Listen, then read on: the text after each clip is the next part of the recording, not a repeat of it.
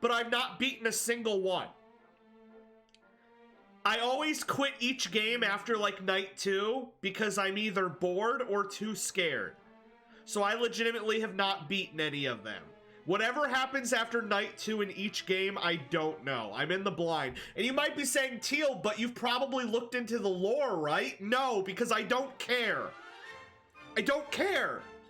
I'm not the kind of guy who learns that there's ghosts and is like, okay, I need to do some research. Opens MatPat video. I don't care. So I know nothing. I don't know anything. This is going to be my first exposure to everything. I know Purple Guy. I know Golden Freddy. That's it.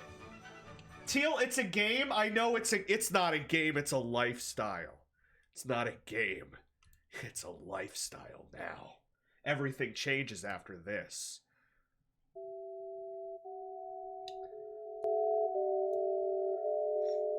That's the sound my soul is making right now. Let me hurry up and click these links because as soon as this video starts, I'm not clicking links, you guys, because I gotta watch this. Five Nights at Freddy's. That's what I wanna be. Five Nights at Freddy's. All Jack Black FNaF TikToks. There's a lot of them. All right, what do we got? Yes, the man behind the slaughter. Of course, no matter what, people kept predicting Mario Kart 8 Deluxe would get DLC every year after its release. Just give up. All right, so did I do it? You give up because you were wrong, Waz. All right, let's jump into the video. It's time. Guys, what's the best Five Nights at Freddy's Living Tombstone song? Take your answer and don't tell it to me because I don't want to know.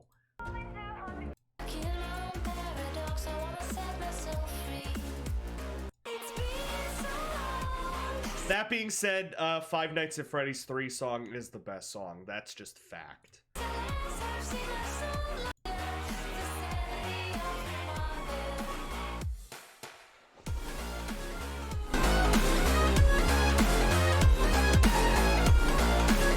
So yeah, let's get into it. Here we go. I am watching the Sagan Hawks retrospective. And 3 things to note. If you're gonna be in my chat and say, I know a better retrospective, I will put my foot in your ear. Because this one is, it's fine. Maybe I'm never watching another retrospective ever again. Number 2, Chuck E. Cheese. Number 3, Sagan isn't that... I swear, you guys haven't seen this, have you? There aren't people in my chat who have watched this. Please tell me that there aren't people in my chat who have sat through all of this 4 hours. And you're here to watch it again. Because if you've already seen this, leave. It's not like I'm gonna make this funny. It's just, I'm just gonna watch it. And every once in a while, I'll make an unfunny joke and eat a taco. So, you're not going to enjoy this, but let's go into this Five Nights at Freddy's retrospective. I watched the first 5 minutes at one point because I wanted to put on something while I ate, and then I clicked off. Yeah, the whole reason I'm doing this is because I was going to watch this off stream, and then somebody was like, this attraction is great, so many guards I can... Let's just jump into it. Who cares? Let's just jump into it. Welcome to the world of Five Nights at Freddy's. Thank you to the patrons for supporting the channel. You're welcome. Whoa! Whoa! Today we're doing part 1. I didn't know there was a man. I didn't know there was a man. Of a new series I'm going to be doing, basically going in depth and analyzing every single aspect of the Five Nights at Freddy's games one at a time. From the gameplay to the fan base to the theories, everything surrounding the game basically I'm going in depth on. Including, for this episode, I have an interview with the first person to ever make a Five Nights at Freddy's Let's Play. So look forward to that. Now it's going to be a bit long. Why? I promise I'm not going to keep pausing or this will take forever, but why would you interview a Let's Player? Why would you interview the first Let's Player? You are the first person to make a YouTube video about Five Nights at Freddy's. How do you feel?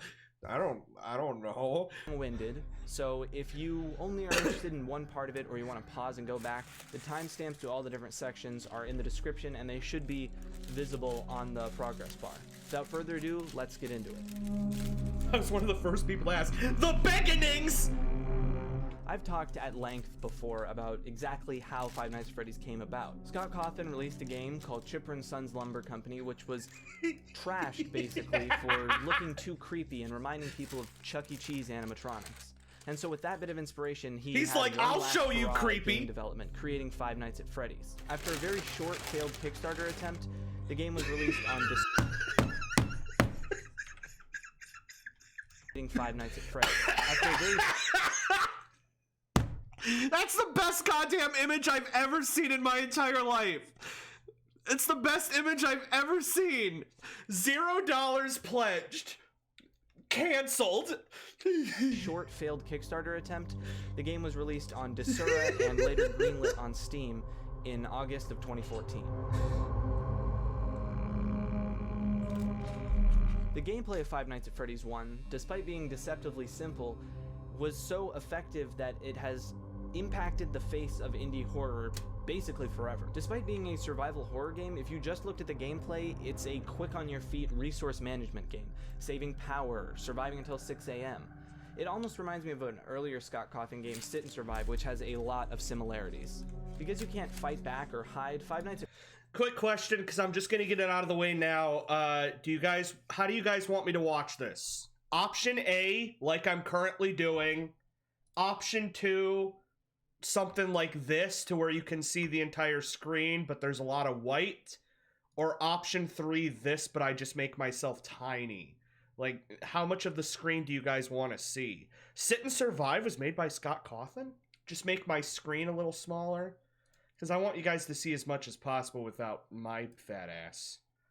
Because theater mode, yeah, you see the whole screen, but then 90% of the screen is also, you know, not. We got a lot of empty space, and at that point, it's like we may as well just do that. I highly doubt there's going to be anything important down here in the corner. There's going to be nothing important here in the corner. And for anybody thinking that I'm going to watch this full 4 hours, I probably won't. Chances are we're going to watch 2 hours tonight, 2 hours next Saturday, because by hour 2, I'm probably going to be dead. So we're probably breaking this in 2 halves. We'll see. That's probably how we're doing this. Freddy's is based on a relatively simple gameplay loop: information, action, and wait. Watch it at double speed. Information is when you gather the due information you need to act on, and there are 3 major places you gather this information from: diegetic visual cues, non-diegetic visual cues, and audio cues. What does that mean? Diegetic visual cues include where the animatronics are in the cameras or where they aren't in the cameras. The camera static, the status of the doors, the lights outside the doors. Non-diegetic visual cues include the power meter and percentage and timer. And the audio cues are the footsteps, the pots and pans, Foxy's banging, and Freddy's laugh. You take in all of this information and then decide what to do in the next stage, action. In this phase, you decide to close the doors, open the doors, or gather more information. Once you act on the information in defense or power saving, you move on to stage 3, wait. In this phase, you wait for the next thing. If they're at your door, you wait for them to leave. If they're not, you wait for them to come to the door. In some cases, you just wait and hope the timer runs out before they can jump scare you. After this brief period of waiting, you move all the way back to stage 1, gathering your information to act on. The gameplay loop is simple but effective. In fact, at certain points at higher level difficulty, it becomes more muscle memory than consciously thinking about. Underfell just said you want to edit this VOD. This is probably not going on YouTube. There's this thing called freebooting, and freebooting is when you upload content that's just you watching someone else's creation and you get the views. I'm fine doing this as a stream, but for YouTube, probably not going to do it. This is not going to go on YouTube. This is just a Twitch event. I'll upload it to the Google Drive and it can be there, but this isn't going on YouTube. That was a joke. Okay. Enhance! Underfell, enhance! Each aspect of the gameplay. Put a taco in the top left. On the Enhance! outside, there are a lot of other aspects to the game that keep it interesting.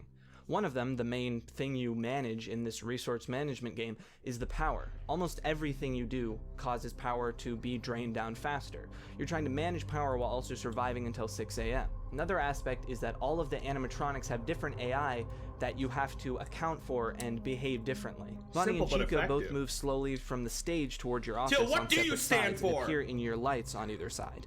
Foxy slowly moves out of his cove until he gets to his final stage where he rushes the door on the left side. Freddy works similarly to Bonnie and Chica in that he moves from place to place, approaching on your right side. Most of the time, he moves with an audio cue. However, he is much harder to spot in the cameras and does not appear in the light. His final stage before jump-scaring you is in the camera, which informs the technique used in the hardest nights. He's also the jump scare you get if the power runs out and it doesn't turn to 6 a.m. fast enough. There's also Golden Freddy, but I think he fits into a different category, so I'll talk about him later. After you beat all 5 nights of increasing difficulty and then the bonus 6th night, you unlock the custom night. Wait, there's a 6th night?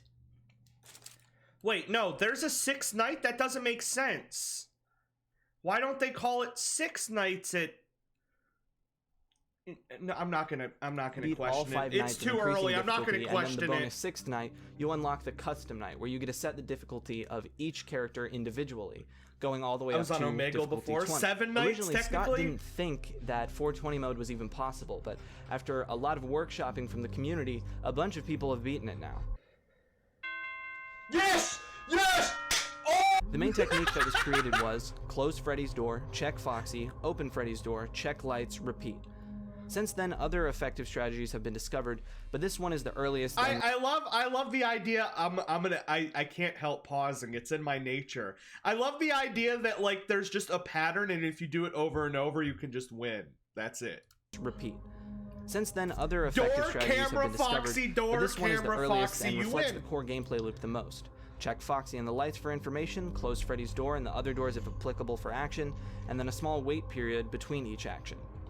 If you couldn't tell by how long-winded that was, I wasn't lying when I said it was deceptively simple. There's so many aspects to keep track of, and it was really well thought of. The thought and care that was put behind the simple gameplay loop is what keeps it interesting. But let's move on. Is he going to talk about 1987? Oh, he's going to talk about everything. Now, we talked about visual cues already, so I'm not going to get into that. But like I said, gameplay-wise, it's a quick-on-your-feet resource management game. So what makes it scary? Well, it's a masterful combination of audio and visuals. We can start with the animatronics. What makes it scary? Each one has a unique and recognizable design, which is surprisingly difficult to pull off. As someone who made a pretty shitty game with just recognizable characters, I can tell you, at least at the moment in the indie game landscape, the number one way to build a community is having characters that you can make fan art of and are very... I could put this taco in the top left. If I turn this into Pikmin and I start putting stuff on screen, it's gonna get out of hand and I'm not gonna be able to see Freddy Faz. Very recognizable. But despite what... This is the only link I'm clicking for the rest of the stream. If you set it to 1987... I bet the game just closes. I'm going to guess that in spooky fashion, the game will just close.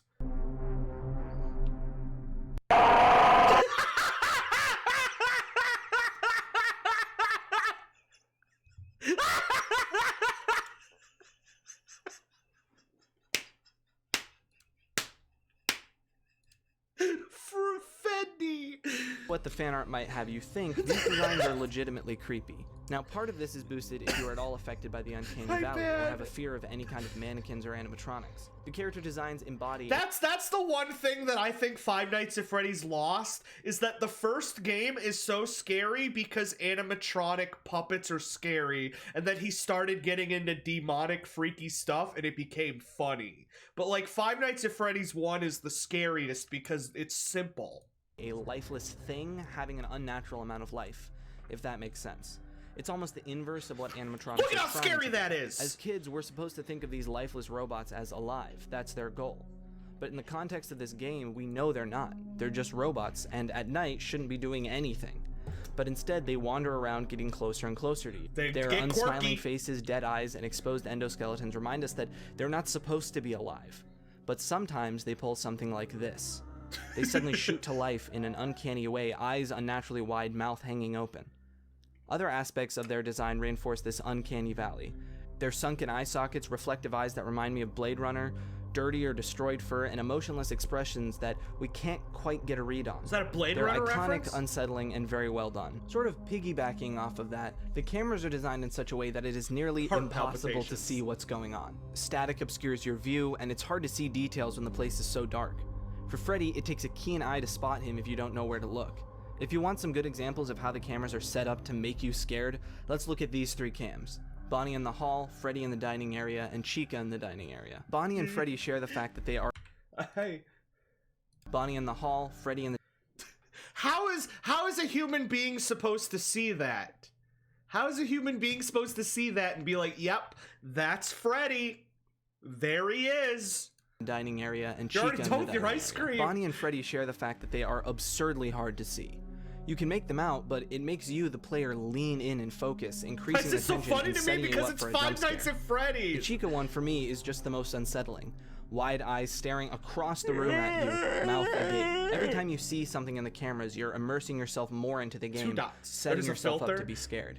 Now let's take a look at the claustrophobic office, the main hub. The room is Hello? cluttered and dirty. Yellow and black Hello? on the doors are a constant reminder of danger, and the old disabled monitors remind you of how low-tech and vulnerable you are. The doors stay open most of the time, letting the unknown darkness stare right at you. Speaking of staring at you, now, Why? I have no scientific or research basis for this, but I get the feeling that the pair of eyes constantly staring at you from the desk, even when you're safe, adds something. Some animal instinct that knows it's being watched. It's a great way to keep the tension high. Now, if you want an amazing, in-depth analysis of Five Nights at Freddy's audio, then I would suggest watching Scruffy's video. It's amazingly well done. But here's my thoughts on it. Let's talk about the ambience. From the menu to At least spend your own coins. Stop spending my. Stop it. Stop spending my coins. Spend your own coins, you dick. gameplay, the ambience of this game is I can make good graphics. You better make good graphics. Good graphics. I'm just gonna turn the alerts off. I'm gonna turn the alerts off. There we go. then I would suggest watching Scruffy's video. It's amazingly well done. But here's my thoughts on it. Let's talk about the Spooby! ambience. That was no, From that the menu doesn't to count. gameplay, the ambience of this game is a deep drone. Starting at the menu, you hear a mix of static, which sets up the main aesthetic of the game, and this ghostly deep ambience.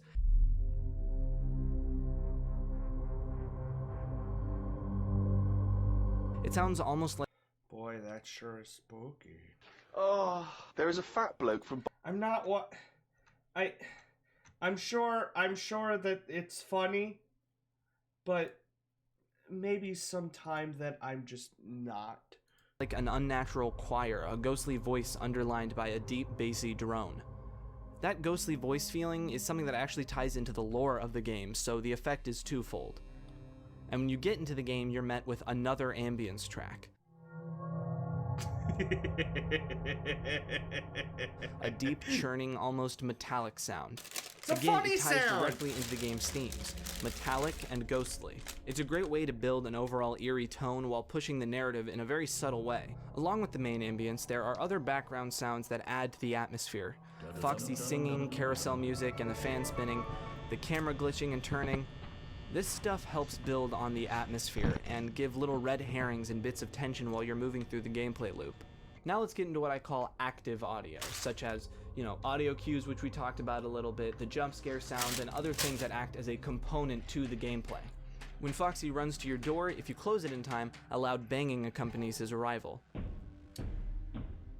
Chica's pots and pans acts as supplements to the kitchen camera, and No, can even be not heard clicking it. outside of the cams, making it a very valuable piece of information. The I know what it animatronics is. make obscenely creepy, breathy noises, which again tie into the lore, along with this distorted audio clip that plays during hallucinations. What does he mean tie into the lore? What does he mean the sound of breathing ties into the lore? I wonder what that could mean. I will kick your ass. I will kick your ass so hard.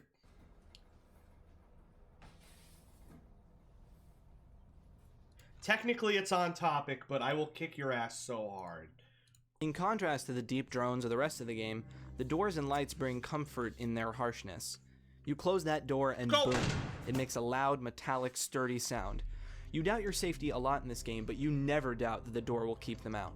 The slam signifies it, and the harsh blinking light, however creepy it may make the animatronics, is a loud and instant reminder that things are working. And all of this makes it all the more terrifying when Why you does the hit that bird have button two and it sets lets of out a teeth? feeble...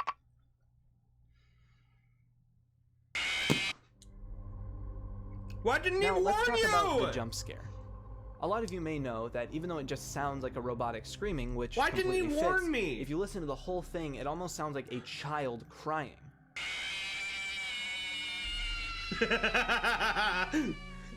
But neither of these are actually correct, even though they both fit the lore really well. The audio is originally from a 1981 horror movie called Inseminoid, specifically a scene where a woman is giving birth to an alien.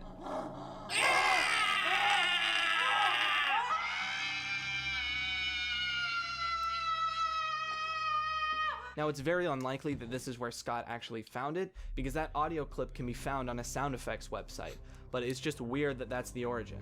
And it's also weird that it weirdly came back around in the story. What? And it's also weird that it weirdly came back around. What the hell even is that? Fazbear Frights #5 bunny call? How deep does the rabbit hole go? Before I click play, how deep does it go? Does it go like deep or does it go deep?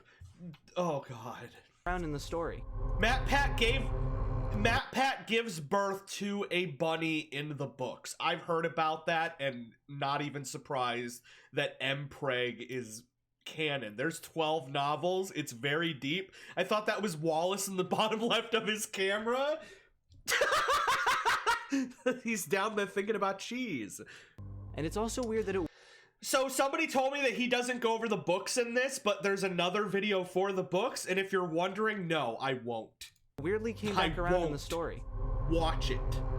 I'm not doing it.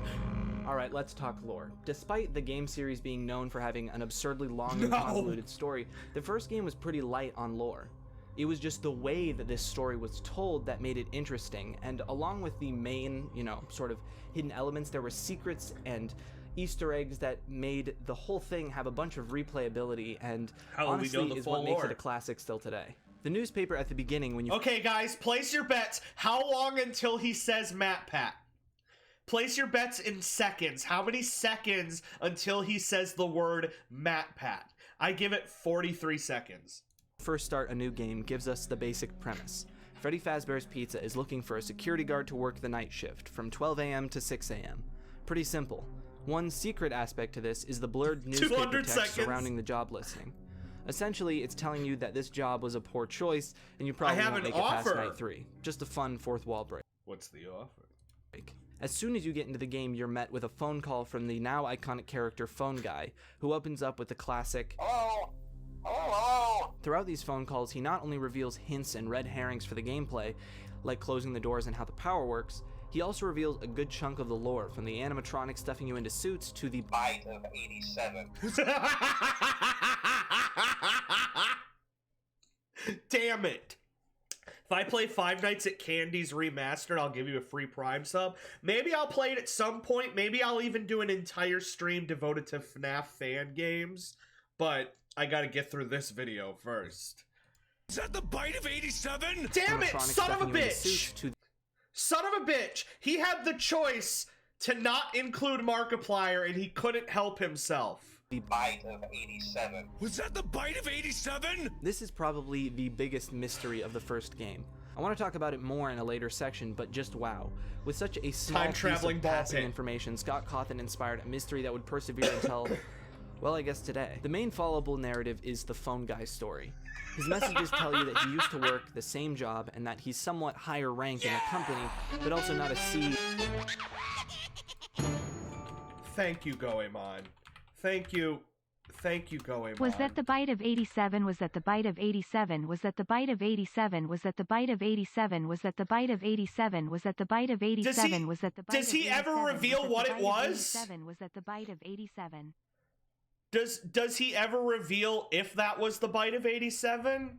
Now I'm convinced he will mention Matt. Pat, where are the follow alerts? I told you, I went back to work today. I haven't had time. Yo! Thank you so much, Rio. I will definitely 100%, because of you, everybody forced me to do it, but the next horror stream, I don't know when it'll be, but I'll do Five Nights at Freddy's fan games. And I'll do Candies Remastered, as well as other ones. So if you guys know any good Five Nights at Freddy's fan games, DM them to me, and I'll suffer. I'll suffer. CEO or higher up. It's not exactly clear where he is in the company. Either way, he seems to understand quite a bit about the job of a security guard. At the beginning of Night 4, the phone call ends with Phone Guy being attacked and presumably killed by the animatronics. Wait, at the what? Beginning of the company. Either way, he seems to... Reminder, I've never gotten past Night 2 of any of the games. I've never gotten past Night 2. Phone Guy dies? They kill Phone Guy? They kill him off? Messages tell you that he used to work the same job and that he's somewhat higher rank in the company, but also not a CEO or higher up. It's not exactly clear where he is in the company.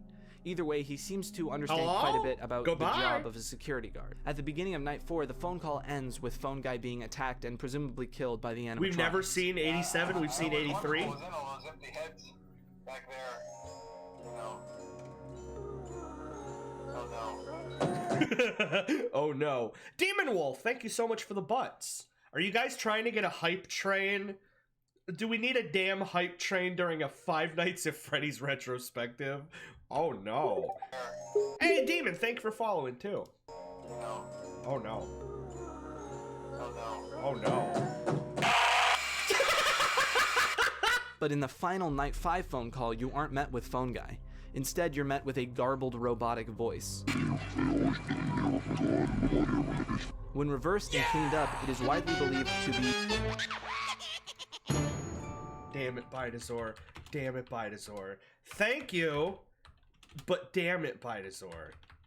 Damn it. That's a good book. Gifted a sub to Pale Prince, Plague, Carson, Jolly Crab. I could have swore Jolly Crab just got gifted a sub last night. Or am I thinking of someone else? Who knows? Bexham as well. Thank you very much. Thank you so much. No, I'm not going to have time for FNaF fan games this stream because this video is 4 hours long if I get through all of it. But I'll do a whole stream devoted to them, so there'll be way more of them. Thank you so much, Bidazord. a reading of an egg. Let me wait for this before I continue. Level 3 hype train. Well, drop the video and do the games? No, I've been planning this for a while. We gotta power through this. Like I said, I don't even know anything about FNaF. I don't. Oh my God, Danish! Oh, Danish, Danish, Danish, Danish. 10 subs, are you serious? Oh my God. Gifting a sub to Waves, Electronic Ferret, Creep, Ratchet Lover, Kremevel, Kelsey, Zephrya, Fish Cake, Acorn, and True Serpent. We did it. Level 5. Heyo. I will now look up,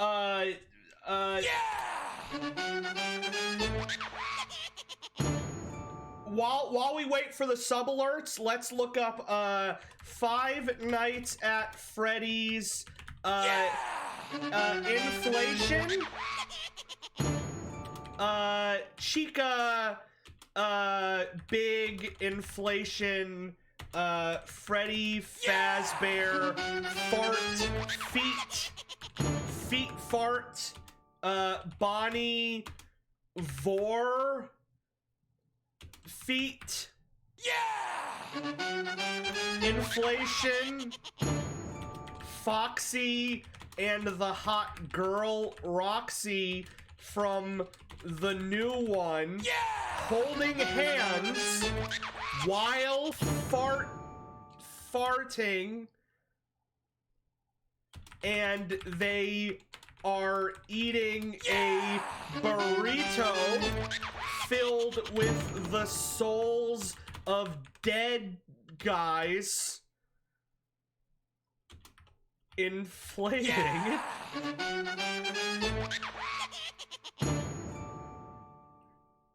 Show it. Show it to me now. Uncensored. Do it. All right, I'm gonna press enter. I'm gonna press enter, but I have to hide the screen.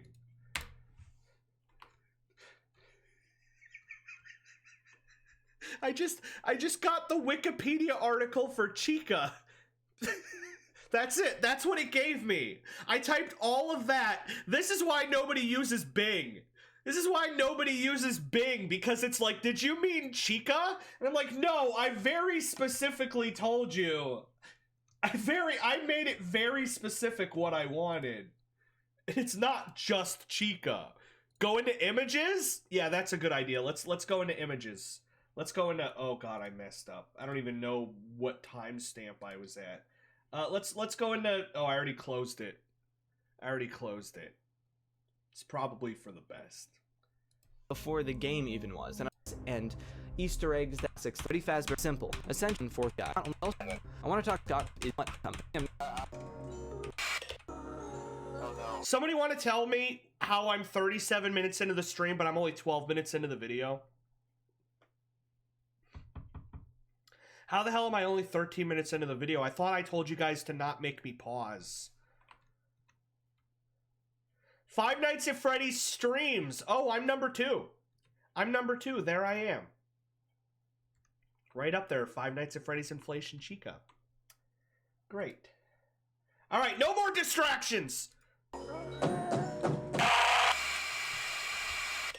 But in the final Night 5 phone call, you aren't met with Phone Guy.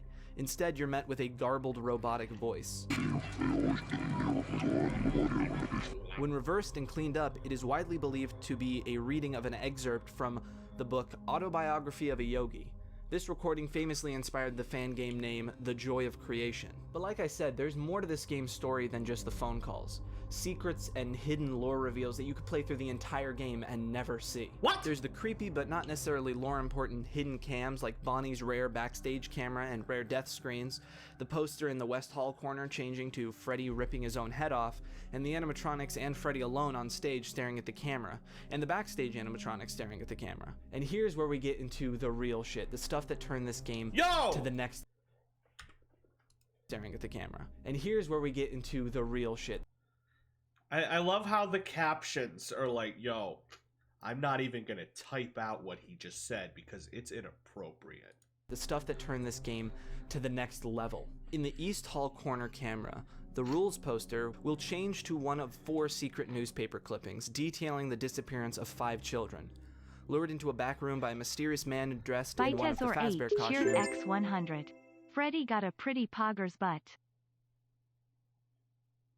I'm gonna rip you to shreds and stuff you inside of an animatronic. So, these excerpts, are these like on screen for long, or are these up for like half a second? Because, Jesus Christ, I can see how Matt Pat blew up. Because all it takes is one guy to be like, yo, here's the words on the thing. Poster will change to one of 4 secret newspaper clippings detailing the disappearance of 5 children. Lured into a back room by a mysterious man dressed in one of the Fazbear costumes, the 5 children were never seen again. Meanwhile, the restaurant is facing shutdown after multiple complaints that the animatronics smell terrible and were leaking what appeared to be blood and mucus. Complaints that the animatronics smell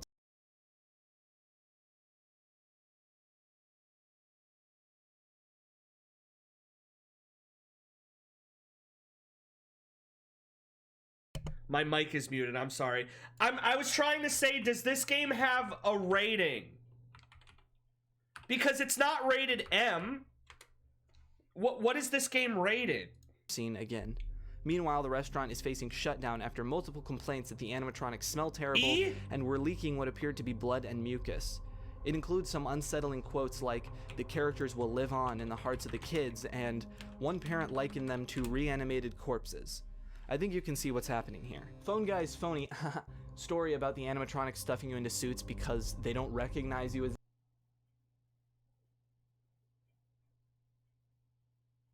I'm gonna turn the video off. He had me. He had me. But but I cannot, in good consciousness, watch any further. This guy's really phoning it in. One parent likened them to reanimated corpses. I think you can see what's happening here. Phone Guy's phony story about the animatronics stuffing you into suits because they don't recognize you as an animatronic seems like a complete lie. The general consensus is that after the kids were murdered, they were shoved into the animatronic suits to hide their bodies, where they're left to decompose. The ghosts of the children now haunt the animatronics, and their own way of being stuffed into the suits is likely what inspired them to stuff you into a suit. And there are more secrets that tie into this story. Posters in the East Hall cam will sometimes change to drawings of crying children, a soon-to-be recurring theme in this series. Now, I think you can see why the breathy voice, jump scare sounds, ghostly ambience, and other pieces I mentioned tie in thematically. And then there's Golden Freddy. In the West Hall corner camera, rarely, the poster will change to an Successful indie game that version of inspired Freddy's hate film. face. Golden Freddy will appear sitting in your office, along with glitching faces of animatronics, a little girl's laugh, which happens to be an unedited version of Freddy's laugh, a robotic voice, and the words, "It's me." If you stare at it for too long without opening your camera, it will jump scare you with a deeper version of the jump scare sound, and crash the game. Later, after false rumors that setting the custom night difficulty to 1987 unlocked a secret ending, Scott Cawthon added a game-crashing Golden Freddy jump scare if you tried to play the game on that setting. There's other examples of Easter I love that some guys were trolling and they're like, if you do 1987, you get the secret ending, but nothing happened. So Scott went in and he's like, I'm just gonna spook you. eggs related to this Golden Freddy "It's me" message too. After you view the newspaper clipping Easter egg, it triggers another change in the East Hall camera where the term "It's me" is plastered on the wall.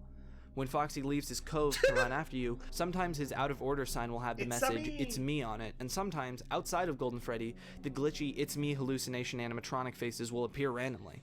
Exactly what "It's me" means is still hotly debated. I'm going to predict that either A, Phone Guy is the killer, or B, I'm the killer. I'm the killer. And every night I was just jamming kids in there. Debated, and many believe it applies But it's probably differently Phone throughout Guy. the games. Also, Oh! Fans named him Golden Freddy. He's supposed to there's be no Yellow doubt Freddy. in my mind, and there shouldn't be in yours either, that the reason Five Nights at Freddy's became so successful was because of how much it blew up in the Let's Play scene. I think it's The first Phone Let's Guy, Play but was everyone released before the disagrees. game even was, and I'm not just talking about Scott Cawthon's gameplay video. The channel Ben the Scoopist got a copy early because he had played some of Scott's previous games, and uploaded his Let's Play on July 26th. Like I said earlier, I have an interview with him coming up at the end, but for now, let's talk about the video that I think we all know blew the game up. Markiplier, as prompted by fellow Let's Player My name is YamiMash Mark. and his whole community, made the most Markiplier, as prompted by fellow Let's Player YamiMash and Sorry, that was on screen for so little time that it scared me. his whole community, made the most famous Five Nights at Freddy's video of all time. Hello, everybody. Warning, scariest game in years, Five Nights at Freddy's Part 1. I could literally quote this video by heart. Hello everybody, my name is Markiplier and welcome to Let's Play Five Nights at Freddy's, an indie horror game that you guys suggested en masse, and I saw that YamiMash played it and he said it was Do the whole really thing. good. Do the whole thing, you coward! Do the whole thing right now! I Now dare sitting you, at do almost it! 87 million views, this video shot the game and in some ways Oh, get it? Okay. Once again, I have to point out this guy's fantastic editing because he points out that the video has 87 million views, and then he the sound clip of Markiplier saying "Bite of 87" plays at the exact moment. It's high quality stuff. Now sitting at almost 87 million views, this video shot the game and in some ways Markiplier into absurd That stardom. is a With the game's terrifying popularity and animatronic bear. mysterious nature, it opened That's a the Teal Pandora's edit. box of the theory community. From theories that kind of called it all the way back then, to theories that literally don't make any sense, to outright hoaxes. Compared to the other games in this series, the hoaxes are few and far between, but they're definitely the most What the hell is a iconic. Five Nights at If you Freddy's want a really hoax? comprehensive look at all of the Five Nights at Freddy's hoaxes, check out I kind of want to watch this. But I don't. It's called A History of Five Nights at Freddy's Hoaxes. And that makes me curious. Why is there so many Five Nights at Freddy's hoaxes? What does that even mean? Somebody's like, if you play Five Nights at Freddy's 2 at 3 a.m. with your brightness set to the lowest point, this happens. Go motion. It's really good. The fake Sparky the dog image, which purported to be an I'm gonna get Easter egg sucked with a in. new animatronic. There was also the custom night rumors. 1987 unlocked a secret ending, which Scott It's super ended up good, I gotta making kind watch of it. true. Or 666 makes the kitchen camera visible. Now let's get into the meat of it. There were so many theories that are just so wild and are now infamous. Foxy is a good guy theory, which posited that because Foxy doesn't jump at you, instead just peeks in through the door, he's actually just checking up on you, but the night guard just has a heart attack. Somehow I don't think that was Scott. That's canon. Screw you, that's canon. Foxy is a good guy and he's just making sure you're all right and then you shit yourself. That's canon. I actually conclude that that's canon. He's actually just checking up on you, but the night guard just has a heart attack. Somehow I don't think that was Scott's intention. There's up, also dude? the Freddy is a girl theory. Laugh_giggle_girl 1. Girl. Let's not get into that. And then there was the idea that Chica had Phone Guy's body inside. I feel like I've missed out on a decade of like content. Who is this small child proving that Freddy is a girl? I don't understand. _giggle_girl 1. Girl. Let's not get into that. And then there was the idea that Chica had Phone Guy's body inside of her because of the teeth you see, although that was debunked relatively quickly because all of them have the endoskeleton teeth. And of course, the game theory video. This is another example of something that boosted there the it game. is. Who guessed? Who guessed exactly 485 seconds? Because congrats, here it is. Here it is. You were right. And of course, the game theory video. This is another example of something that boosted the game's popularity and the creator's popularity. 4 minutes. Now, I remember actually thinking that this could have been real because, let's be honest, there wasn't a lot going for the game theory-wise, at the time at least. But I think it's becoming increasingly clear that Five Nights at Freddy's being based on a real-life mass murder at a Chuck E. Cheese in 1993 was very incorrect. Then there were some theories that actually sort of made sense at the time and were pretty widely accepted. Freddy having handprints on his head, Phone Guy being... Please tell me, Jesus Christ, please tell me that MatPat did not say that Five Nights at Freddy's was based on a real-life murder at Chuck E. Cheese. He did? All right, I'm just gonna ignore that. We're gonna sweep past that. I don't even want to get into that. in 1993 was very incorrect. Then there were some theories that actually sort of made sense at the time and were pretty widely accepted. Freddy having handprints on his head, Phone Guy being Golden Freddy, Phone Guy being the killer, Golden Freddy being the killer, One of his first or theories. the player being the killer. And then there was the rabbit hole of the Bite of 87. What was the Bite of 87? Who did it? And weirdly enough, it was even up for debate whether or not it took place in 1987. Some people thought Foxy, with his wide jaw, which some people thought was broken, and sharp teeth did it. Some thought that the handprints on Freddy's face meant a child got close enough to his mouth for Freddy to have done it. Did Golden Freddy do it? Kinda, actually. There was even a theory that I didn't even remember existed until I was looking at some old Five Nights at Freddy's subreddit posts. Going on, I don't even want to begin to get into that. That So many guards I can. because the animatronics don't look like they're from the 90s or the technology is too advanced, that the game actually takes place in the future, and it was the Bite of 2087. It seems like it was a pretty big that's a joke at badass the time, theory. but I don't really see anybody talking about or joking about it anymore. Outside of the YouTube Bite of sphere, the Steam community and 2087. subreddit were thriving at this time. And Scott Cawthon himself even interacted with people inside of the Steam community and the Cyberpunk. subreddit. Now, I wasn't really a big Steam community user, so I just want to talk about the subreddit a little bit. I found some gems while looking back. Here's some early cosplay of the characters, a very dated meme, and just some very nice community interaction. All of these posts are before the second game even came out. But now I want to get to the posts on the first day that the Five Nights at Freddy's subreddit was created. Here we have a GIF with the caption, "Nope." To me, this encapsulated the entirety of the vibe around the first game at the time. Literally blasted me back. And the first post on the subreddit. A link to Markiplier's first video. Very fitting. Also, before we move on, I want to bring up the songs, or specifically the Five Nights at Freddy's 1 Living Tombstone song. Cheesy, stupid, and amazing. This song literally supersonic shoots me back to that time, and it's synonymous with the game at this point. You freaking posers getting into the living Tombstone because of Five Nights at Freddy's. I'm over here like a Chad who was a fan of him back when he made My Little Pony music videos. Thank you very much. Just listen to it again if you haven't in a while. Trust me, it's worth it. Oh, and also the weird creepypasta Bite of 87 fan audio, which I never really understood. Discord, I'm howling at the moon. Like many, I was introduced to the game through Markiplier's Let's Play video. I had been watching him for a while, and he was the reason I started YouTube in the first place. Sleeping in the and middle I had of a no summer idea what afternoon. it was going to do with my life. It started as a Roblox Let's Play video, but it ended up starting my whole We're still on the first game. We're not even at Five Nights at Freddy's 2 yet. There's no way I'm getting through this whole thing in one night. We're gonna have to stop halfway through. He said Roblox. Many, I was introduced to the game through Markiplier's Let's Play video. I had been watching him for a while, and he was the reason I started YouTube in the first place. And I had no idea what it was going to do with my life.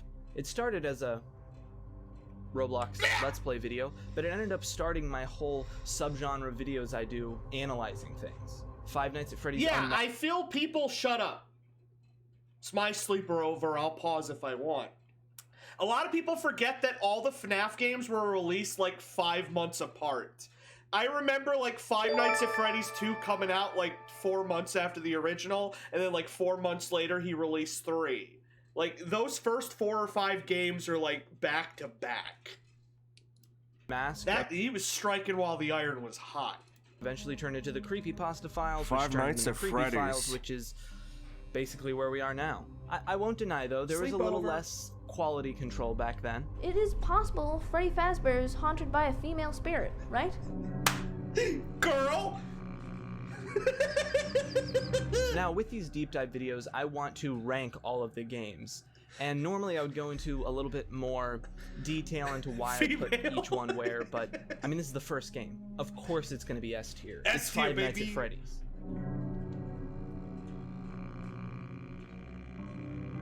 Alright, the thing you've all I just can't wait till he's like Five Nights at Freddy's 4 is shit, and he just slaps it on the F tier. been waiting for. The interview with Ben the Scoopist, the person to make a Five Nights at Freddy's Let's Play before anybody else. But before we get into the questions, I want to quickly go over the story that he shared with me before he answered the questions. It's actually kind of a funny story of why I had any success with the game in the first place. I'd done a series of Scott's previous game, The Desolate Hope.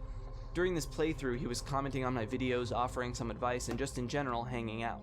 So when his next game came out, Five Nights at Freddy's, he gave me a full copy of it, as I believe part promotion and part thank you. Now the game took off pretty quickly after that, with some much larger Let's Players getting a hold of it, Markiplier being the biggest I believe. But they all just had the demo, which was the first 2 nights only. Queue up my little channel with the next couple nights, so from my perspective, everyone came over and watched my stuff. Easily the most exciting time in my humble little channel's history. Pretty crazy. Let's move on to the questions. How did you discover Scott Cawthon's games? I was first introduced to Scott's games through the Steam release. Wow, that's extremely interesting.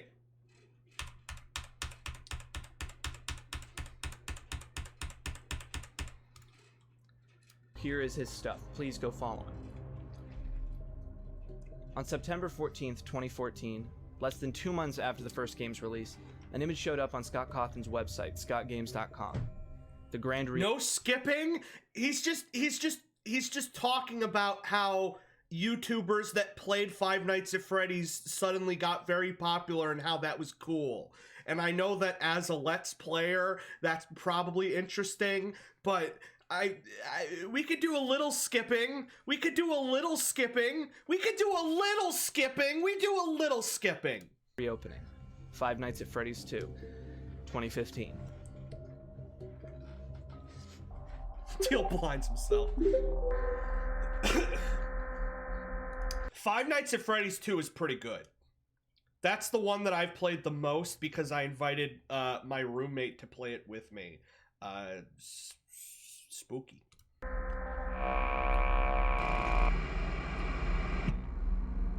Here we go. 2. Who's in the no skip gang? Yeah, I stopped before night 3, but then my roommate played till like the end, but then we couldn't beat it.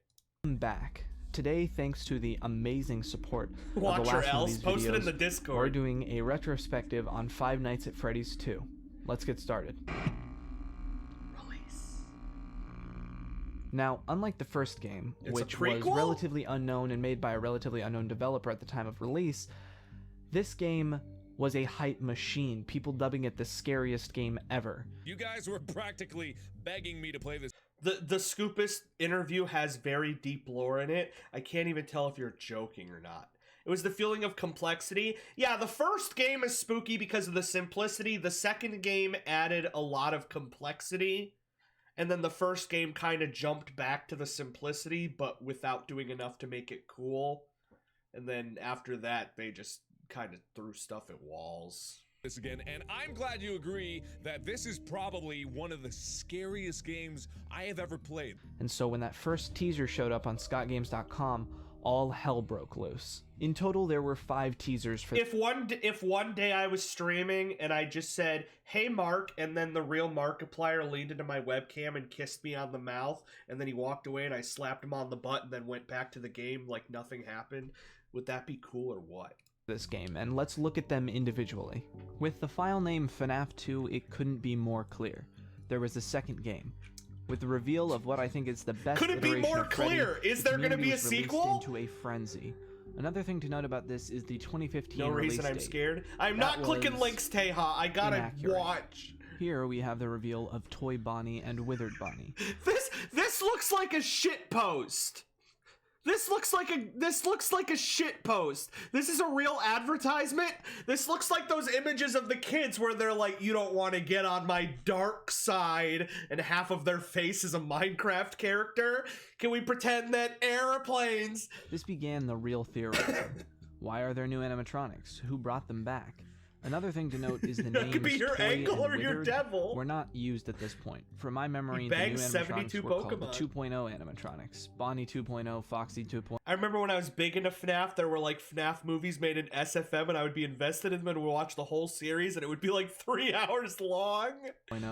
Speaking We of have the Foxy, same brain another cell, I'm character sure of reveal, it. The Mangle, at this point known as either Foxy 2.0 or Miss Foxy. And so began the Foxy. debate. Dear God. Here we have the first hint at gameplay in one of these teasers. And even though the main thing everyone was talking about was the mask, this is also the reveal of the flashlight mechanic. And so began the tradition of, bro, increase the brightness and contrast on the image. And it was also the reveal of one of the most pivotal characters in the entire franchise, the puppet. And then there was the trailer. It could be your opening Mangle with a or your chorus of devil. children singing London Bridge and a reveal of Withered Bonnie to the voice of a phone guy who, for all intents and purposes, at that point had been killed in the last game. And for those who know, he was. Every aspect of this trailer was combed through for theories, from the singing actually being reversed message of might kill all, to the drawings on the walls, to Foxy's jump scare at the end being the words freedom. Almost all of these theories were false, except for one concerning the phone guy call, which we'll get into later. Aside from the theories, this is just an excellent, example of how Scott Cawthon uses his 3D modeling experience to create a really good trailer. The lighting, the music, the pacing, everyone was ready for the second installment, even if they would have to wait until next year. But luckily for them, they Second game, it's like, I know what I'm seeing has a reason behind it, and I have no idea what it means, but I'm scared. First had a lot of that, but the second cranked it up. The second one had the bad bitch. She is such a bad bitch, though. wouldn't have to wait that long, because on November 11th, 2014, the second game was released, completely ahead of the original 2015 release date. Gameplay. The who now? You'll see. So the gameplay. Where Five Nights at Freddy's 1 was built almost exclusively on using the 2 doors, there was a lot more to keep track of in Five Nights at Freddy's 2. Hi there, Breeze. And that's even aside from the fact that there is... What am I doing? I can explain. She is such a bad bitch, though.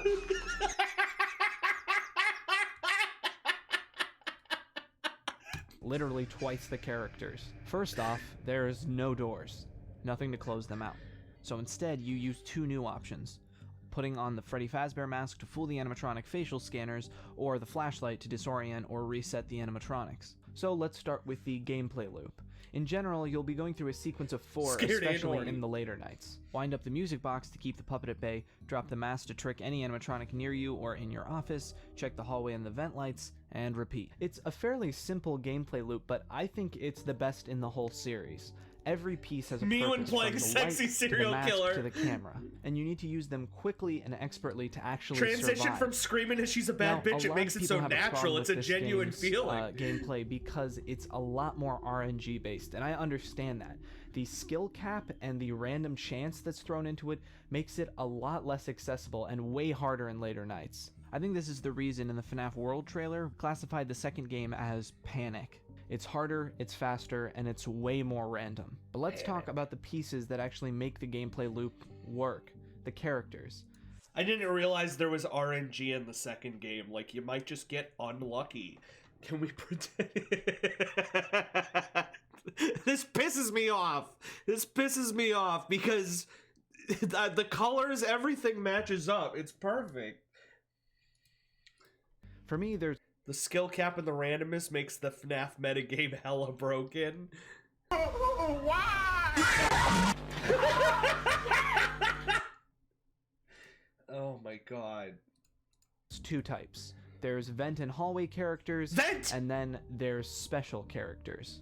These characters include Withered Bonnie, Withered Chica, Withered Freddy, and all the toys. These characters move through the cameras, getting closer in either your left or right vent or hallway, and then come into your office, either standing in your office for a moment or just jump scaring you outright. When they appear either right outside your office or in your office, you use the mask to fend them off. If you're not fast enough, then too bad. While they differ slightly in animation, like Toy Bonnie, in general these characters act very similarly, just coming from different paths. These characters include the Marionette, Balloon Boy, Withered Foxy, the Mangle, and Golden Freddy.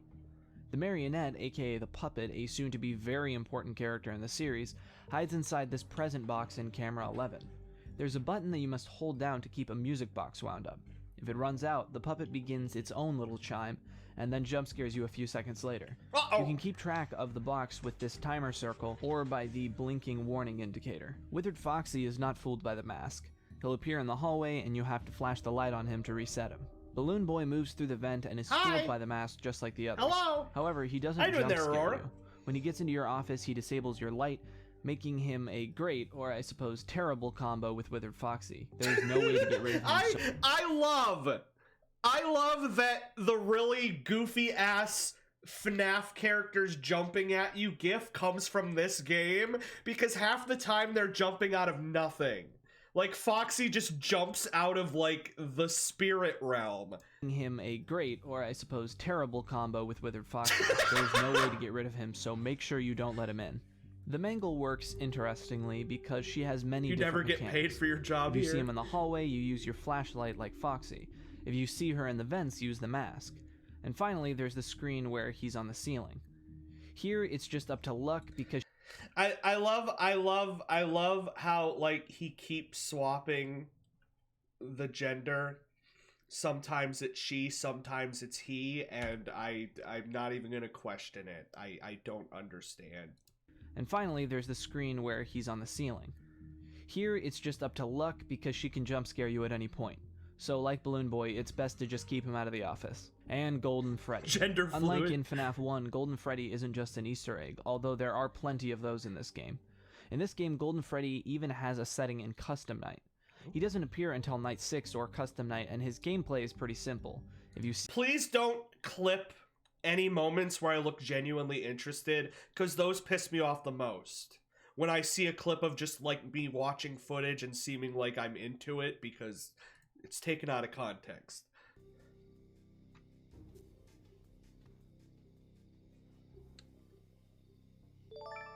This is a real clip.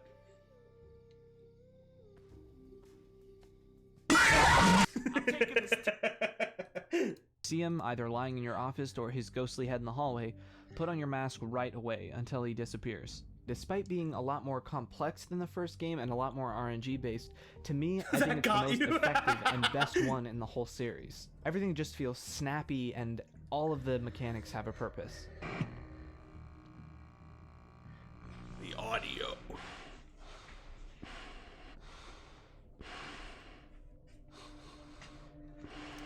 intents and purposes, this is neat because, like, if I was just watching a lore retrospective, I like how he's going over, like, sound effects and, like, gameplay mechanics, because as someone who's not played the games very much, it's cool to see how they've changed.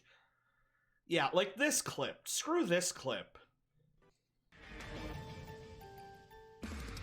Able to exist beyond the constraints of time. Just like how the G-Man knows which actions to take to set in motion the Combine takeover, as well as how— Makes it look like I'm frickin' really into this MatPat theory, when in all actuality I'd been streaming for like 6 hours and I'm just dead inside. I'm not actually paying attention to what MatPat is saying. I don't care what MatPat has to say. Beyond the constraints of time. Just like how the G-Man knows which actions to take to set in— Copium? It's not, I'm not actually watching it. I look so bored. I'm like, at that point, I just don't care anymore.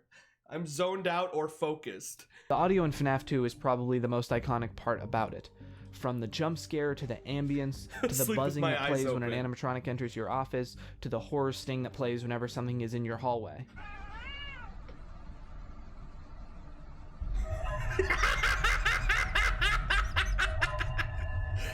That's the greatest sound effect ever.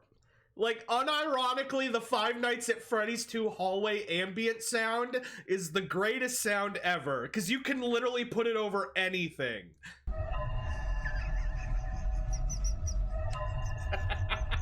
Now, much like the first game, there are a lot of audio cues that are important to the actual gameplay, but unlike the first game, there aren't as many red herrings or fake-out audio pieces. Everything in the second game is connected directly to gameplay. For instance, whenever an animatronic is in your hallway or is getting close, that little horror music loop plays.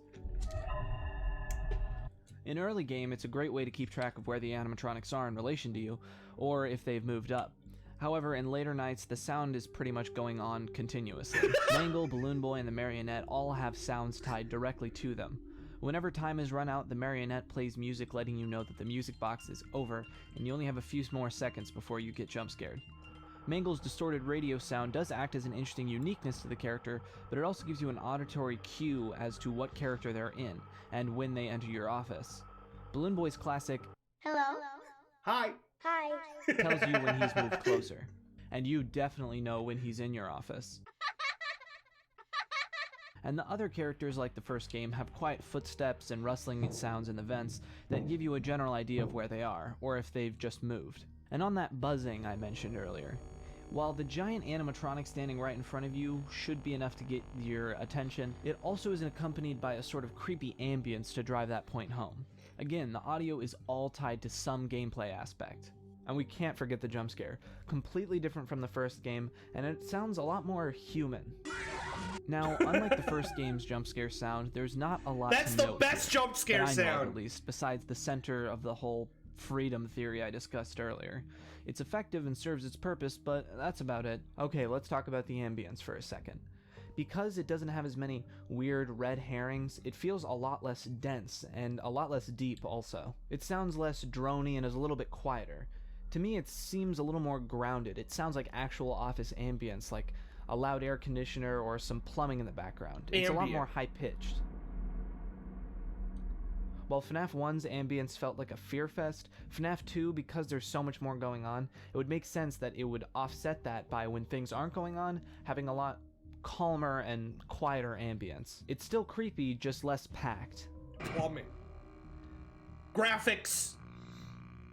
Now, compared to the first game, I think this game just looks a lot less scary. That doesn't mean the game isn't scary, but it just means it packs a lot less of a punch. So instead, I just want to talk about some standout sequences and some cool designs. Your office feels a lot less claustrophobic in this game, but that doesn't necessarily mean it's less scary. I mentioned in the first game that the doors feel very protective. They feel like a good line of defense. However, despite looking more high-tech than the first game, the flimsy— Is there really graphics? I will punch your skin. Is there really only one camera in Five Nights at Freddy's 2? I forget. Is there multiple cameras in FNaF 2, or is it just that one room? I genuinely can't remember. flashlight and mask do not— Oh, there are multiple cams. Okay. Do you even have to use them? Well, because the idea is that, like, you just need to, like, wind up the music box and then flash the robots and put on the mask. So, because there's no doors, there's really no point in looking at the cameras in this one. Like, is there even a point to looking at the cameras besides just getting a hint that they might be here sooner? Yeah, you gotta flash them with your penis. I'm not invested! Stop! Stop! Screw you! Of the whole freedom theory I discussed earlier. It's effective and serves its purpose, but that's... I'm not... No! Piss, I will... Stop! However, despite looking more high-tech than the first game, the flimsy flashlight and mask do not make you feel safe at all. The camera is the Instead, wind you feel button? completely exposed the entire time, which makes it really scary. The fear of the second game feels less like being stuck in a small space, and more like the fear of being in the middle of the ocean with nothing around. At any moment, something can come for you from the depths. The characters in this game are just not scary to me. Spam the music box, check the cam, spam Uncanny Valley mask. feeling, but they just don't creep me out as much. The toys, while still definitely feeling very off, still feel like their namesake, toys. I will say though, Toy Bonnie sliding across the screen you put your mask on is really creepy. And then there's the Wizards and Mangle. Now, instead of feeling too sleek or clean, they feel too destroyed. I know a lot of people were really scared by Withered Bonnie, but he felt like he was just trying too hard to me. I still think the designs are cool. I think Withered Freddy is my favorite iteration of Freddy, and Withered Bonnie is pretty badass. But they're That's the twerk one. I think Withered Freddy is my... That's the twerk one. That's the one that twerks. I just know. I just know. It is? Okay, yeah. I've seen this one's ass. favorite iteration of Freddy, and Withered Bonnie is pretty Way to badass. go, superstar. But Jump they're scare. just a little too over the top for They me to get a find them bit scary. quirky at night. With one exception. I swear to God, if you found it that fast, I'm gonna lose my goddamn mind. The animatronic characters here do get a bit quirky.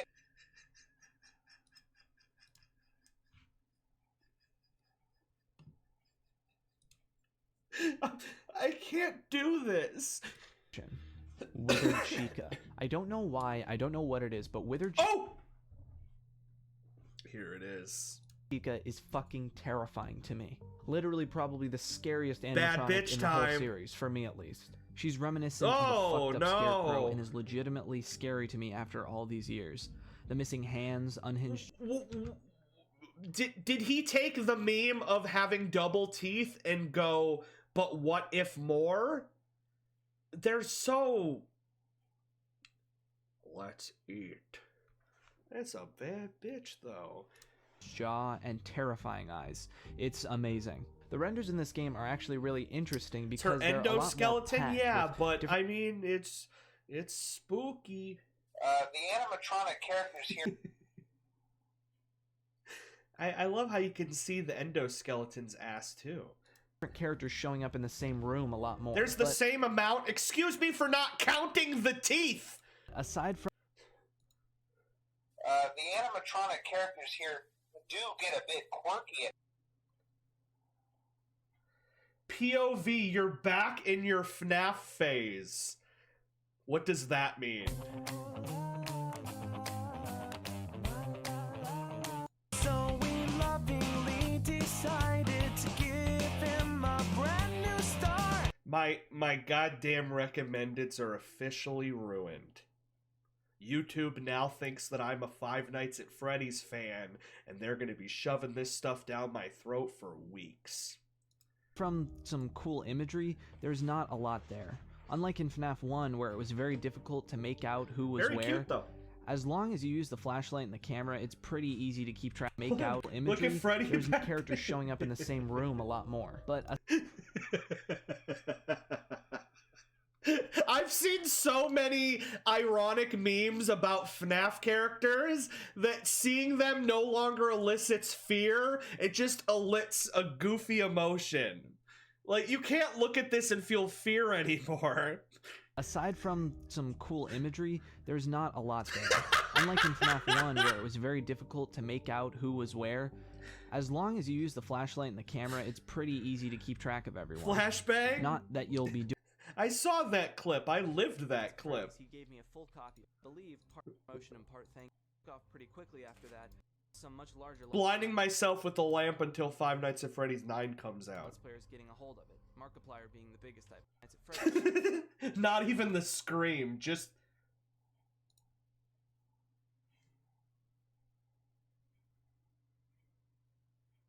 I'm sorry, that VTuber model.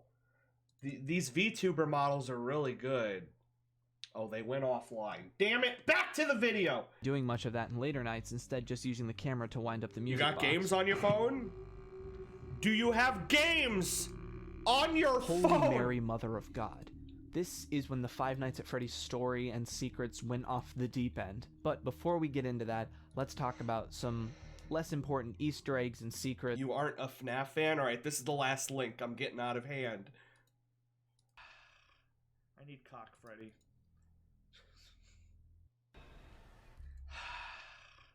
I need cock, Freddy. I don't want to know why I said that, so I'm just going to ignore that. The animatronic characters here do get a bit quirky. Thank you to the patrons for supporting the channel. Here's another video I can jump into. Hello, neighbor. Oh boy. The animatronic. I swear to God. Back to the video. I can't even find it. I have too many tabs open. Where's the video? She is such a bad bitch, though. Where is the video? I've lost the video. I've genuinely lost. There it is. I'm closing all these tabs so we can stay focused. Twitch follow? You want me to follow this account?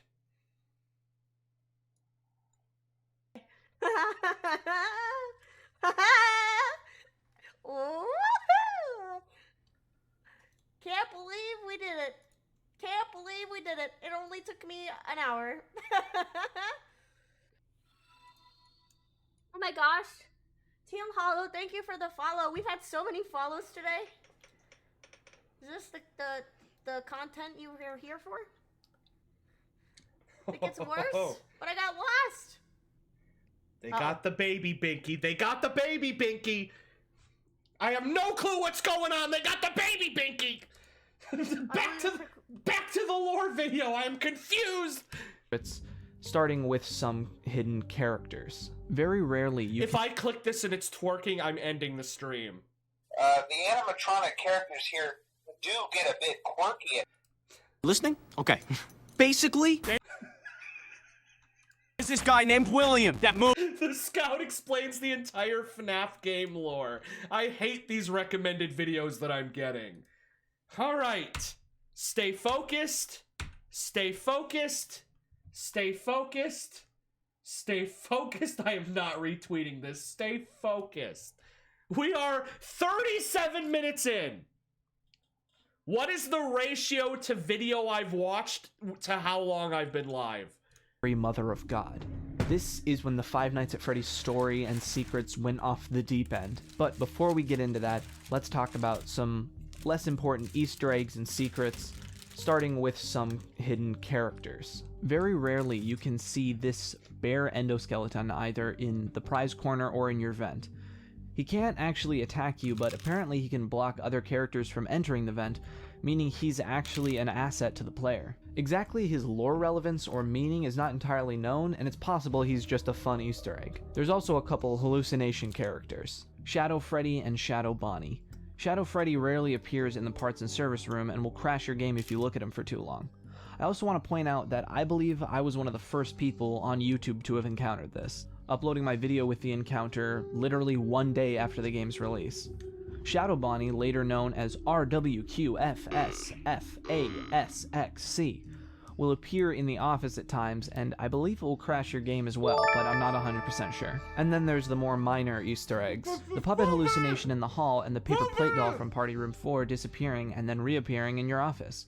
Oh, and JJ. I don't know what's up with her. She's down there. There's Oh.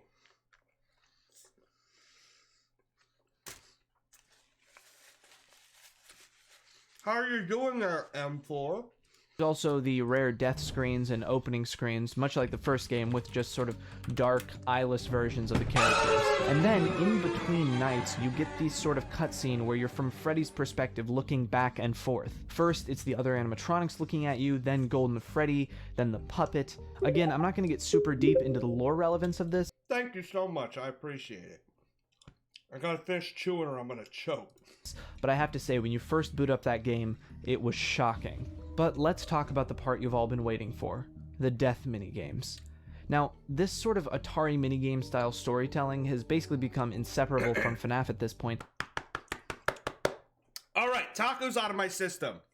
Ultimate Custom Toy Freddy is the best Toy Freddy because he plays a video game and you have to make him win the game or else he'll get pissed and kill you. I have no idea what that means. The animatronic characters here do get a bit quirky. I'm starting to come to the realization that the animatronics here do get a bit quirky at night. But at the time, we had never seen anything of the sort. So when you died and this happened, it was mind-blowing. Rarely, after dying, instead of being taken back to the menu, you will be transported into an Atari-style minigame. Each minigame reveals some aspect of the... Because even though I never got past night 3, I remember playing a couple of these and having no idea what they meant. And introduces the all-important purple guy. Now, exactly how all of these fit into the lore in modern FNaF is not entirely clear, so I'm going to be taking them at face value as they appeared at the time. In this game, you play as Freddy, giving cake to various children at a party. The children get more angry the longer they've gone without cake, so it's sort of a simplified restaurant game. However, the important part is what's happening outside of the restaurant. A child stands outside crying. After a while, a car pulls up and the purple man steps out and seemingly kills the child and drives away. While all of this is happening, Freddy is getting slower and a creepy voice spells out the words, "Save him." Finally, the game ends with the marionette jump-scaring the player. In this game, you play as Foxy, running from Pirate's Cove into a room of children who all celebrate your arrival. The third time you do this, you can see the purple man smiling in the corner, and when you reach the room of children, they're all dead. The game ends with withered Foxy. I don't know why I find this hilarious. I'm sure people playing this blind are like absolutely awestruckingly terrified, but saying the words "Foxy walks into the room to find all the children are dead and then jump scares you" is the funniest thing in the world to me. Afton always comes back. It looks like a YouTube edit. And when you reach the room of children, they're all dead. The game ends with withered Foxy's jump scare. Here you play as the marionette. You give out gifts to 4 dead children's bodies, you enter a room and all the children are dead. Don't you hate that? Animatronic heads on them. A creepy voice reads out the text, "Help them," and when you finish giving the animatronics heads, Golden Freddy jump scares the camera and the game ends. However, there is one thing to note. On the last frame before Golden Freddy attacks, you can see a 5th child appear in the middle of the room. Here is where things get a little crazier. In this final minigame, the player, as Freddy, follows the marionette around the pizzeria with dead bodies lying in different rooms. Again, a voice spells out, "Save them." Okay. Because I'm witnessing this blind, I'm gonna make a theory. The marionette is either A, the purple guy's ghost, or B, it is the original killed child who is trying to help the other kids. No, I'm not invested. I'm just guessing. Shut up. There are a couple of different ways for this to end, by either following the marionette, realistic human blood, wandering off, or touching the dead bodies. Rarely, there's a chance you will encounter the purple man, who attacks Freddy and shuts off the game, but not before the words "You can't" appear. There is an absurd amount to unpack here, and I'm not going to get into it until we get to the more theory section of this video, but let's just say this. The death minigames were so insane, so packed with speculation and uncertainty, that with such a minimalist style, it's legitimately impressive how Scott Cawthon was able to tell such a dense story. I mean, damn. Look at the purple guy's sprite hand. You're gonna have to, like, send me a picture of it, because if I Google it, I might get spoiled. I mean, not that I care, but still, I mean... Over the story that he shared with me before he answered the questions. It's actually kind of a funny story of why I had any success with the game in the first place. I'd done a series of Scott's previous game, The Desolate Hope. During this playthrough, he was commenting on my videos, offering some advice, and just in general hanging out. Wow, that's So when his interesting. next game came out, Five Nights at Freddy's, he gave me a full copy of it, as I believe part promotion and part thank you. I'm not getting excited, I'm just choking on food. Now the game took off pretty quickly after that, with some much larger Let's Players getting a hold of it, Markiplier being the biggest, I believe. Up in the beginning, when going over the teasers, there was an absurd... Remember, this is never going on YouTube, so if you're here for history. Because nobody's ever going to see this damn video ever again. amount of hype around this game at the time. The teasers just had a... Why does his hand look like that? Why does his hand look like that? Why does his hand look like a telephone?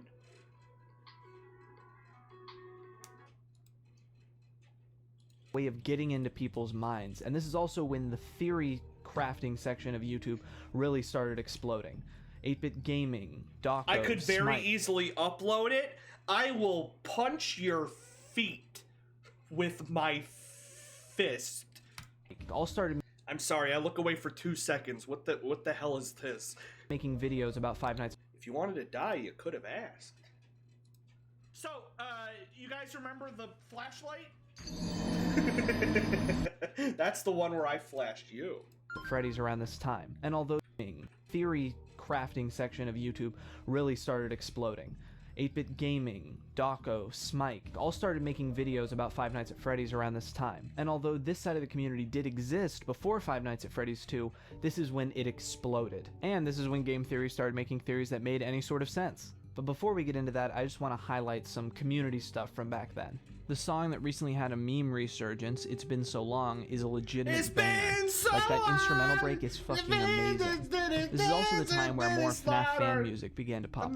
This is also when fan games began to be made, with Five Nights at Treasure Island, which is still the most scared I've ever been playing a game, and One Night at Flumpty's and One Night at... Well, here we go into the Five Nights at Freddy's fan game, which, because somebody frickin' subbed, I now have to stream. Flumpty's 2. And then, of course, there was Vincent. Oh dear God. Also... Now, this shouldn't surprise me. At Flumpty's 2. And then, of course... This shouldn't surprise me, but the idea that people looted the purple guy upsets me. Vincent. Now, guys, tell me, is Vincent his official name, or were people so horny that they just called him Vincent? Everybody's like, purple guy, Vincent. We're like, we're calling him Vincent? Okay. Of course, there was It's not Vincent. official? That's... Oh dear God. Oh dear also, God. my introduction to the animator Diet Stab, who now does entirely different stuff. But back then, that I can't decide FNaF purple guy animation slapped for my tiny baby brain. Also, He's while the it may have sexy been one released slur. a tad bit after FNaF 3 released, I think Pymation's 5 AM at Freddy's the prequel deserves a spot here. Alright, the Pymations. Pymations. Classic cartoons. He does fart art now. I think Pymation's 5 AM at Freddy's the prequel deserves a spot here. Alright, the theories. Now, it would be impossible to go over all of them, so instead we're just going to talk about some surrounding the death minigames and where the lore was at the time. I'm not showing First proof. off, less a theory and more a confirmed fact at this point. You can't The just game leave is it there. actually a Yes, I prequel, can. Not a sequel timeline-wise. We can tell for a variety of reasons, the biggest being the fact that your paycheck gives you the date 1987, a year referred to People give him a name, and that name was Vincent, and his only personality trait is that he likes toast. I'm just leaving it there. Fart art, moving on. Past tense. Yeah, I know that episode of Total Drama with the fart fairy. I do not want to talk about it. Oh yeah, this game takes place in 1987. Interesting. I wonder if there's anything to do with 1987. In FNaF 1 with the bite of 87. There's also the reference of this new and improved restaurant actually I love how you get $20 a night. being a remake of a place called Fredbear's Family Diner, which would become a very important name later in the series, but for now just meant that there was at least one location before FNaF 2. And at the end of Night 6, you're told via newspaper that the withered animatronics are going to be repurposed in a new restaurant, presumably the FNaF 1 restaurant. Hey. Now, in general, the accepted theory was that the Purple Man killed one child first. I looked it up, I can't find it. Too bad. Minigame. This child then became the puppet, and then the Purple Man strikes again. The puppet Okay, hang on. theory, Is he a saying new lore? restaurant, presumably the FNaF 1 Why do I say that like I care? I'm just... restaurant. Now, in general, the accepted theory was that the Purple Man killed one child first, as seen in the...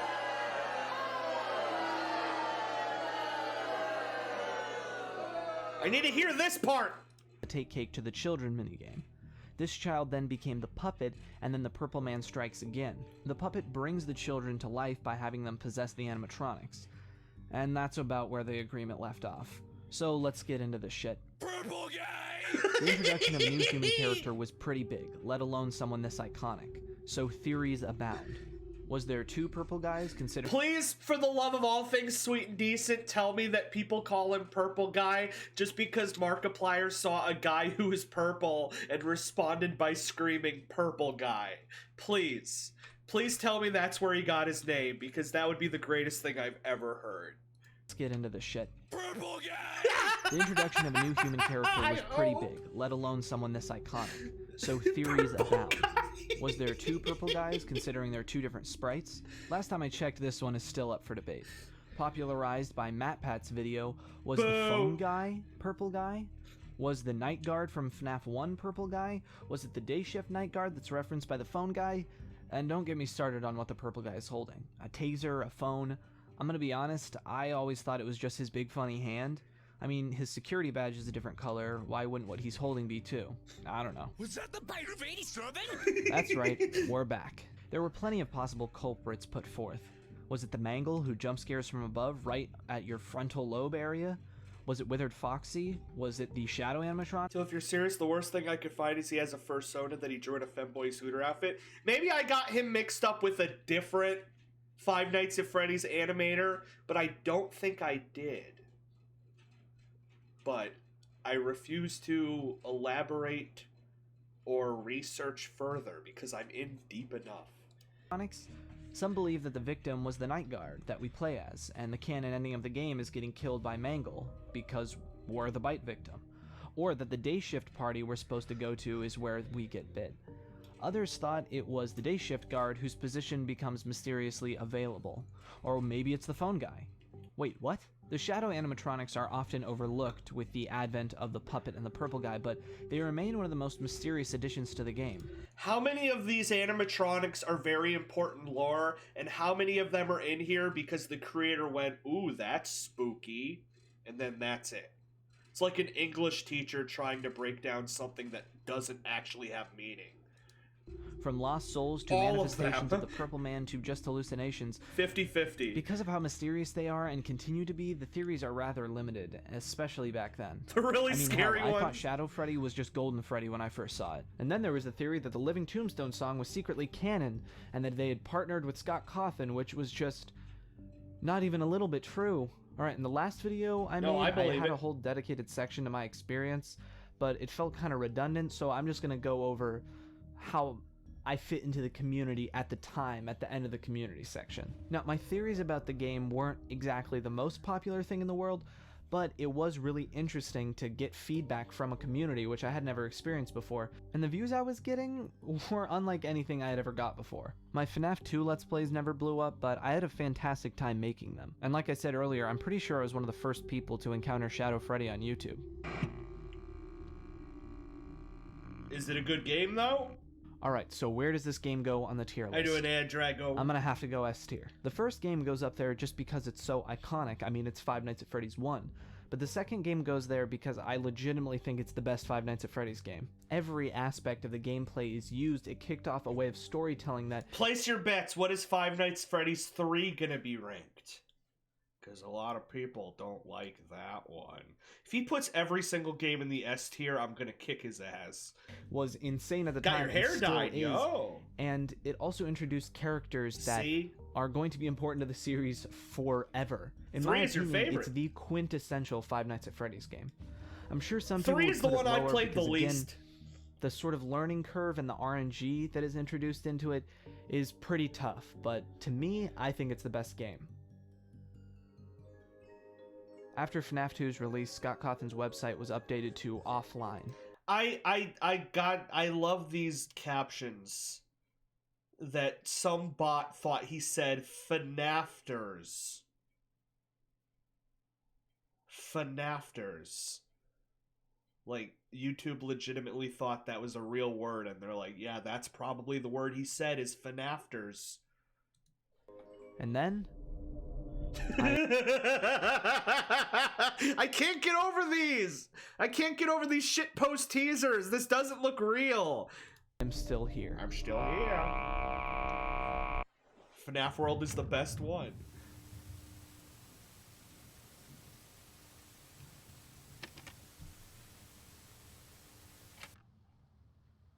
He's gonna play some Melee. Oh no, he's going older than that.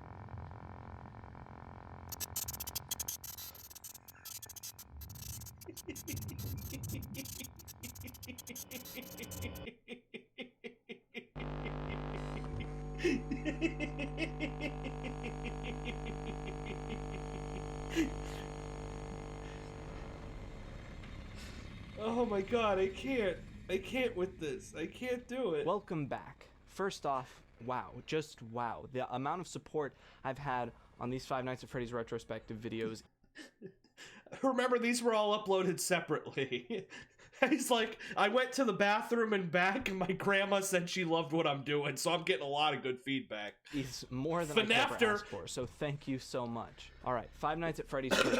Let's get into it. Now, others have pointed out in the past, Five Nights at Freddy's 3 was when the game hit its peak in hype. Hello everybody, my name is Markiplier and welcome to Five Nights at Freddy's 3. This might be the most I'm watching Markiplier age in real time. hype game in the history of gaming. The thrilling conclusion, a new animatronic, so many unknowns. So let's start by looking at the teasers and the trailer. Remember when FNAF 3 was supposed to be the ending? I mentioned I'm pretty sure FNAF 4 was literally called the final chapter. But it works as a meta commentary because that's what the fourth Friday the 13th was called, and they ended up making like 8 more of those, so he wasn't kidding. Video that Scott's website turned offline after the release of Five Nights I watched this stream start like an hour ago, I thought. Freddy's 2. Well, there was a little something more than that. Yet again, we're back to brighten the image. Until next time. Well, that time came pretty soon after. File name FNAF 3. I am still here. And the reveal of a new character. There were people who thought this was Golden Freddy, but it would prove to be yet another new character. Someone who would be arguably the most important character in the entire series. Also, if you brighten it, there's a 3 in the corner, just in case you couldn't tell. What can we use? Again, just in case you couldn't tell. Here we have a bit of a reveal. This is actually a sequel, not a prequel. The old animatronics are scrapped, forgotten, destroyed. And then, when the image is brightened, a little more of our new character. If I can't. I can just imagine like a 6-year-old downloading this image and then turning up the contrast and just losing their shit. If I remember correctly, this was around the time people started calling the character salvage or amalgamation, because it was believed to be a combination of different parts. Salvage is a cooler name than what we got. Line that would permeate Am I actually gonna watch this whole thing in one stream? No way. I work tomorrow, and we're not even an hour in. So once I get probably... He does FNAF World? He talks about FNAF World? That terrible RPG that the creator took down after 2 days? And that's one of the longest segments? Okay, well, around that point is when we'll probably end the stream, and we'll do the second half next week, because that's probably around the point where I'm gonna lose my mind. The series forever. The purple text That's so obviously much alludes lore, to Purple Teal. Guy and is pretty much a dead giveaway as to who this new character truly was, but we'll save that for later. Here we have a reveal of the camera map we'd see in the game. And if you brighten the image, we can see a new system, what would later be revealed to be the vent system. Another thing to note, if you flip the map upside down, you can see it's very reminiscent of Scott Cawthon's icon. Just a funny little thing. Guess who? Balloon Boy had already been established as a hated character. Not actually hated, just more of a meme because of his annoying laugh and the rolling game. I bet when he turns the brightness up, we're gonna see 10 gameplay, and that caused this mix of shock and panic at the fact that he may reappear, especially in this nightmarish appearance. Well, no, not that yet. When the image is brightened, you can see the number 10.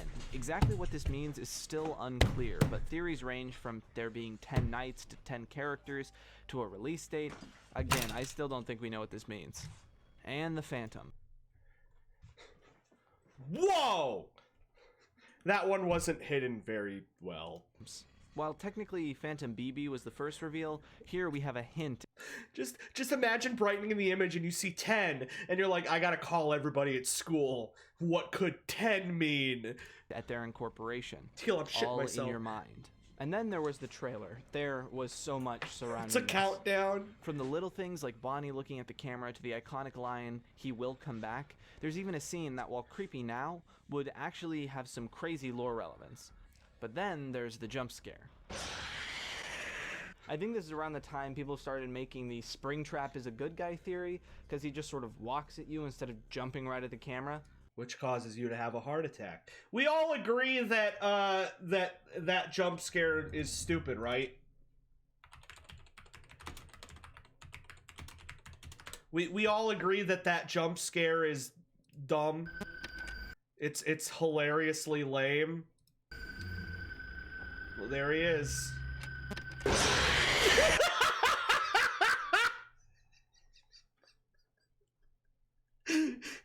He's just like, hey, he just looks aggravated. He just looks like you said something really mean under your breath, and he's like, what? You found it? He's just saying hi. $50 says that the game starts glitching out, and like the whole screen goes.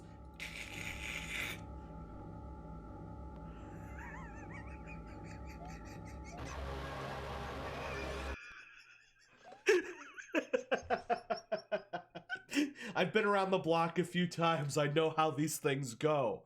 He looks like you walked in you on the toilet. Oh, did I say Springtrap? The name reveal for this character is wild.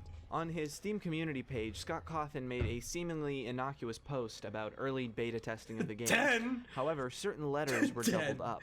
Selecting these letters and putting them together creates the message, "My name is Springtrap." Why this was his name was not... I can't. The idea that he just randomly capitalized letters and doubled up letters. Oh my god. This is great. This is a goddamn masterpiece. Letters and putting them together creates the message, "My name is Springtrap." Why this was his name was not exactly clear yet, and people still thought... Maybe I will edit this and put this on YouTube, but I'd have to snip it really hard that it wouldn't be freebooting. But I don't know. It wouldn't even be worth it. Yo, that's an ARG. My name is Angela. Hey, hello. I'm gonna punch you in the throat. That he was an amalgamation between Bonnie and Golden Freddy. I mean, I guess they were half right, and then the game was released.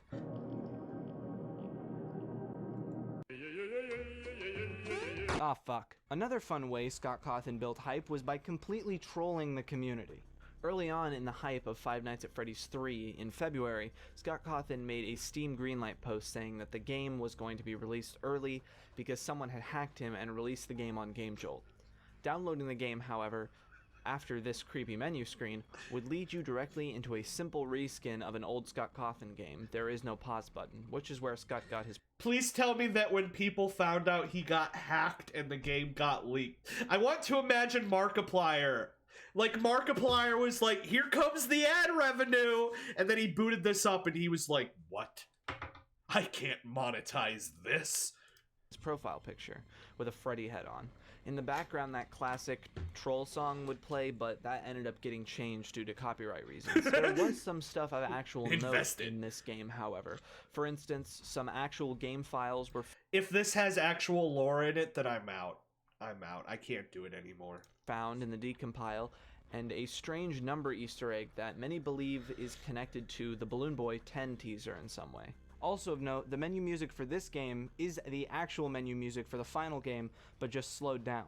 But then, on March 2nd, 2015, Five Nights at Freddy's 3 was released. Didn't the first Five Nights at Freddy's come out in, like, August or September of 2014? That's literally 3 games in, like, the span of, like, 7 to 8 months. This one... Do I think there's an unreleased Markiplier video where he boots this and does his intro and press starts and that happens? Lord, I hope so. One was really different from the other games. I mean, really different. In one way, I like the concept of this game better They were being than 1 and 2, pumped out, yeah. But on the other hand, it's the only one of the main 4 and sister location that I have yet to beat. Seriously, I have no idea what it is that I'm getting wrong, but I can't seem to figure it out. Plus, it's not as... I like that. Apparently, this one's hard or just doesn't make sense. Which would be funny if the creator was like, I'm going to make this one a little more complicated, and then it's just kind of too convoluted. Because I remember not liking 3 because I just didn't understand it at all. Because I have the files on my computer of me playing the original series with my roommate in 2014. We never get far, but we play them. And we didn't like 3 because we didn't know how it worked. Engaging as the first... I'm not pulling up the video. No, screw you. 2, so I lose motivation pretty fast. But Upload them? No, they're awful. First, there's only one animatronic, Springtrap. The phantoms / hallucinations do act as a part of the gameplay. My baby brain There's said only jump one scare character didn't that make can me kill poop, you, but and now it's that's my Springtrap. favorite. The first You night, have to check the Springtrap cameras. isn't even in the building yet, according to the lore, so instead you just get accustomed to the office. Starting night 2, Springtrap is released into the office, and he can come at you through the vents or from a door on your left. I like that there's now, one monster, I would go though. into a gameplay loop, but it isn't quite as simple as the last couple games. You gotta use audio to lure among him players, away. it is considered easier. In FNaF 1 and 2, the cameras were only used mechanically and not to actually keep track. So, from what I recall, it's basically a straight line from him to you, and you have to use sound to redirect him down certain routes so that he doesn't get to you by the time the timer runs out. AKA, Five Nights at Freddy's 3 is Joe's house. Five Nights at Freddy's 3 is just Joe's house. And you either know what that means or you don't, and I'm sorry. Track of the animatronics. However, in this game, that's the most important part. Springtrap moves from camera to camera, either in the vents or around the main building. Once you spot him, you can either use an audio cue Joe's to lure him house. somewhere else in the building. Springtrap is a or block off great vent, design, yeah, one with vent the at a time. yeah. There are a couple limbo areas, for instance, standing Joe's outside house. your office or hanging around outside your door. As far as I remember, if Springtrap is standing in front of your Oh window, boy, you 5 still have a a.m. little pie bit of a chance to time. lure him away. However, if he's in the doorway, you just sort of have to wait it out, or else you'll be jump scared. The phantoms come in all different shapes and sizes, and all have slightly different mechanics. Phantom Balloon Boy appears randomly in the cameras, and if you don't move away from the screen quickly enough... The phantoms are scary, though. I saw the one clip of the guy getting the Phantom Balloon Boy and just, like, exploding. Phantom Balloon I'm Boy... pretty sure it was I Show Speed. I think it was I Show Speed, that clip. appears Because to be fair, randomly in the it is kind of scary. Cameras, and if you don't move away from the screen quickly enough, he'll jump scare you. I don't have the Now, clip. phantom jump scares don't kill you, instead causing some other havoc, disabling your other systems, but we'll get into that later. Phantom Foxy appears randomly in your office, and if you turn to look at him, he'll jump scare you. Phantom Freddy will appear walking down the hallway in front of you. If you stare at him for too long, he'll jump scare you. Phantom Chica is similar to Balloon Boy, but only appears in the arcade machine on... This is the point. Remember how I said earlier how the first 2 games, it's the simplicity that works? This is around the point where he starts getting really into scary imagery that it loops back around to being kind of funny. And that's fine because I like goofy horror, I like Evil Dead, but it becomes so ridiculous that he tries to be so scary. Camo 7. Phantom Mangle appears on the cameras as well, but doesn't jump scare you. Instead, Mangle plays ear-piercing static and stares at you for a while. Phantom Puppet will appear on Camo 8, and will appear in your office if you stare for too long, blocking you from using your camera and maintenance panel for a short period of time. For the Christian movies, This I've is where seen things one, yeah. started to really change from Five Nights at Freddy's 1 and 2. Like FNaF 2, there's no doors, so instead you have to use the defense mechanisms I talked about earlier, audio lures and blocking vents. However, all of these systems, the video, the audio, the vents, have a counterpart in the maintenance panel. Getting jump scared by a phantom, or if you use one of these aspects too much, it will stop working and you need to move to the maintenance panel to fix it. This takes precious time away from trying to keep Springtrap at bay, and God help you if multiple systems fail at once. This was also the first introduction to an extras and cheats menu. Beating different aspects of the game unlocked a cheats menu, a gallery, a jump scares menu, you could play all the different mini games, and an aggressive mode. However, there was no custom night. Now, on a more personal note, I prefer this idea for gameplay in concept way more than the other ones. Like, actually having to use the camera instead of just flipping it up really quick to wind a music box or check on Foxy. You actually have to keep track of Springtrap. But even though I like it so much, I don't know why it's so hard for me, even though it's supposed to be easier by all accounts. It's not easy being green. This game is not afraid to use entirely moldy greens and like dusty browns. Good segue! From the stained tile walls to the dilapidated wires and animatronic parts. All of this is intentional, of course, but we'll get into that. Despite being set 30 years in the future, things are even more jankier. What? What? You can't just drop that on this. This is 30 years in the future. Okay, yeah, there's literally a box here of everybody's heads. Okay. So what year does this take place? Not that I'm keeping track, but like if 2 was 87 and 1 was 2023, I swear to God, that means next year there's going to be a day where I hop on Twitter and everybody's going to be like, today's the day that Five Nights at Freddy's 3 happened. And low tech. Now, there's a reason for that, but we'll get into that in a second. For now, let's talk about the cameras, the office, and the characters. The office, much like in Five Nights at Freddy's 2, is a lot less claustrophobic. Yeah, I saw that office joke. I'm not going to bring it up. Than Five Nights at Freddy's 1. In fact, you have to move all the way to the other side of the office to flip up your maintenance panel from your camera. A window stares right at you, a vent on your right, and a door on your left. A box of animatronic parts sits next to your desk, and a Freddy Fazbear suit sits missing parts on a coat rack outside your door. The art, posters, and even plushies on your desk seem somehow even less cute very green. And more uncanny. Despite the rest of the location being lit by bright green stage lights, your office only has a single hanging bulb, keeping you relatively in the dark. So, the first 2 games you were working, is this one a job, or is this dude just here? This dude's just chilling. Because this clearly is not a restaurant anymore. There's no way in hell that this is a pizzeria. The main thing to note, though... There is nobody coming to this place. It's a horror attraction? What were they thinking when they named their band Green Day? Like, did they look outside and they're like, sure is a green day today. It's a horror attraction based on the restaurants. There's no way. There's no way that's the real lore. There's no way that the lore of Five Nights at Freddy's 3 is that they built a haunted house attraction based off of restaurants where children were murdered, and now a guy has to security guard them at night because, similar to the haunted restaurants, there is now a haunted animatronic inside of this fun attraction. Starting to think Five Nights at Freddy's might be stupid. Is just how wide the office is. Like I said, you have to move all the way from side to side to access the camera and the maintenance panel. It sets up a perfect It's very feeling of meta, hurried you tension see. as you try to fix a broken vent or reset the audio cue in time to save yourself. In my video about Five Nights at Freddy's 1, I talked about how well that game makes you lean in and try and pick apart everything that happens in the camera. Well, it's very similar in this game for a couple reasons. Firstly, it's the main aspect of the game. In Very later meta nights of night. FNaF 1, you don't need to check if Bonnie is in the camera or if Freddy is in the bathroom. It's more of a mechanical gameplay loop, not utilizing the other cameras except Pirate's Cove. But in Five Nights at Freddy's 3, you always need to keep track of Springtrap.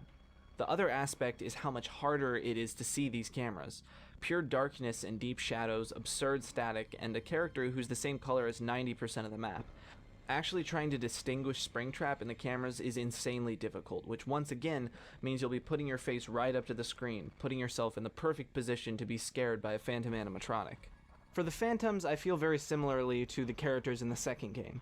They're cool, but not scary. They're trying too hard, except Chica is kinda creepy. Springtrap, on the other hand, wow. You know, because of his more goofy animations in this game, his design doesn't reach its full potential. He is one of the best slasher-type character designs in video games, maybe even... Okay, I saw the clip. I saw the clip of the mobile game. There is apparently a mobile Five Nights at Freddy's game, and the model that they have for Springtrap is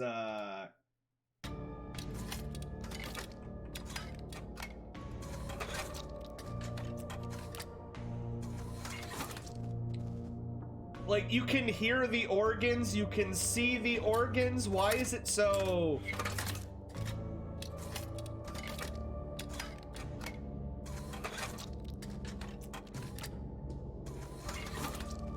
Yeah. Yeah.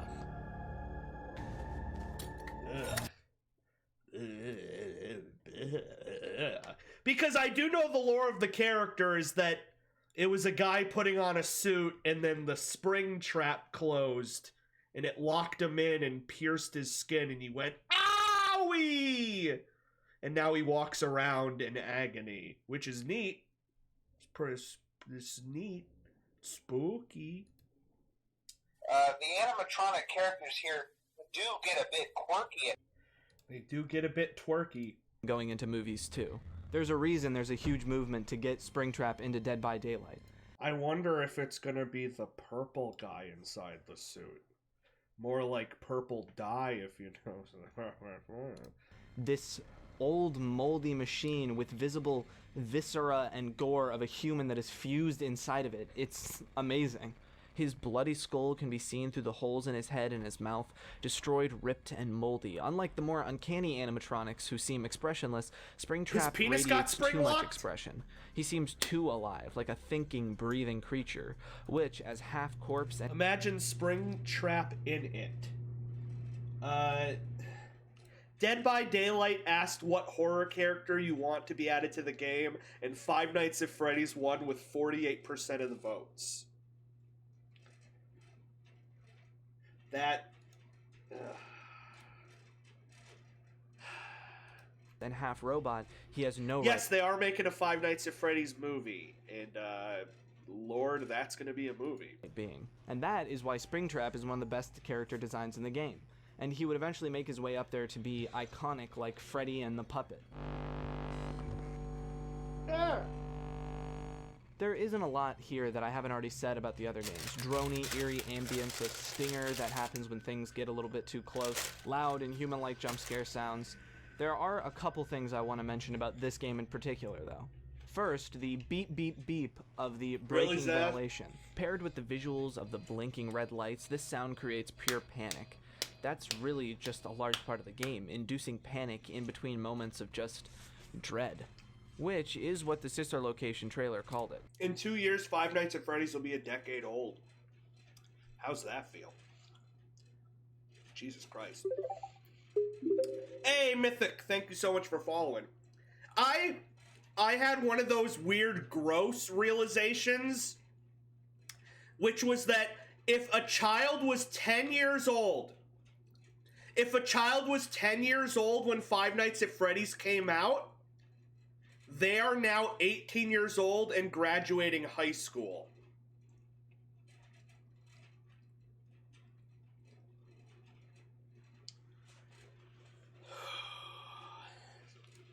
Another thing I want to mention about this game is the glitchiness of the audio. Along with the more janky visual design, which again is on purpose, the audio sounds crunchy. I don't know audio terms. It feels as Springtrap in the furry community is more or less a Tumblr sexy man. None of those words are in the Bible. as if the audio itself is glitching, breaking, unstable. This not only adds to the visual feel of decrepitness, but also to the tension behind the broken Till I down graduate high shoddy school the same year electronics you're FNaF armed with. becomes 10, Much you were like 12. in FNaF 2, your means of defense do not feel at all reliable, making you feel much more vulnerable, further increasing Stop the fear. making me Also, feel in old. the Between Night minigames, which we'll get back to, there's this really interesting use of 8-bit sounds and then like real-life background ambience.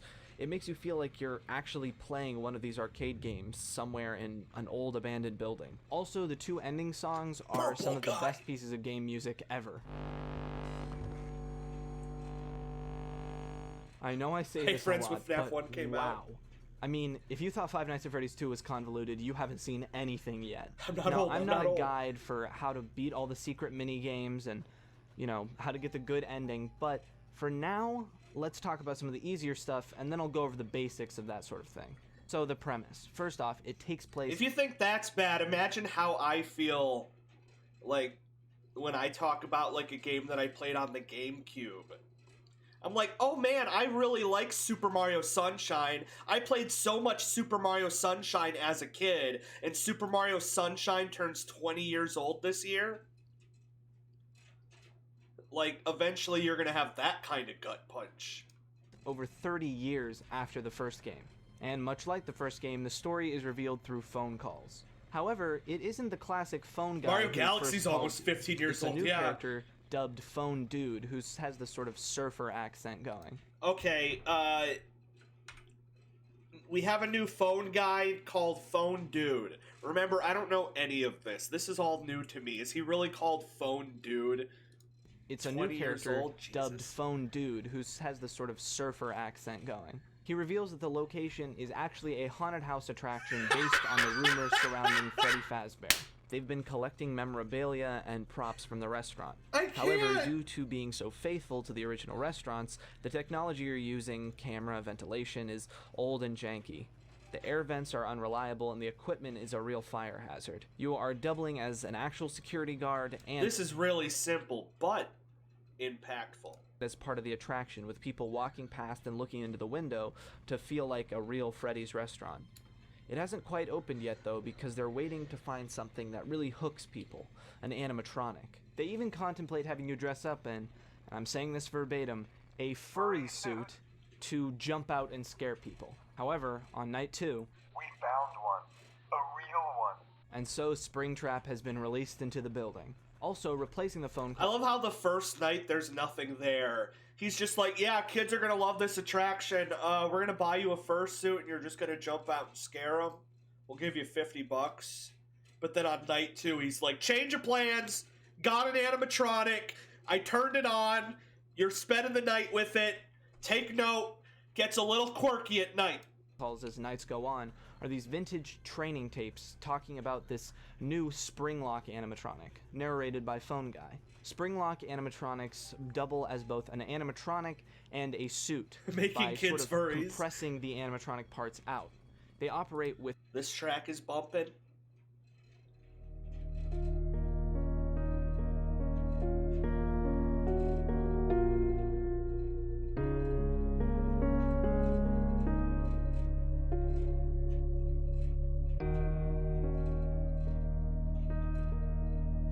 Imagine that you've just walked into the store to get the last can of pumpkin pie and you just beat up an old woman to get it, and now you're walking out triumphant.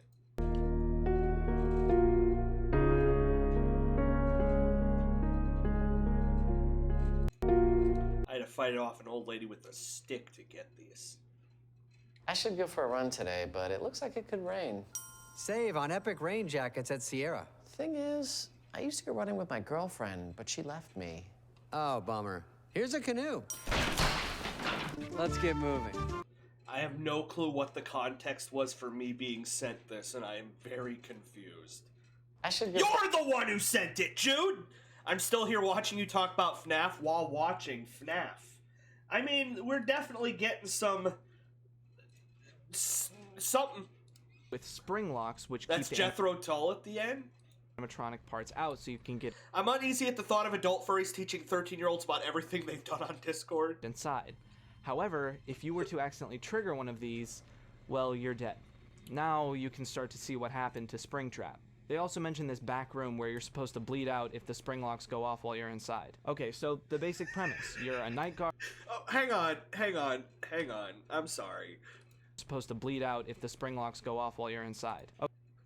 Please tell me that they did not design a room for employees to go and bleed out if the spring trap activates so that they don't startle the kids.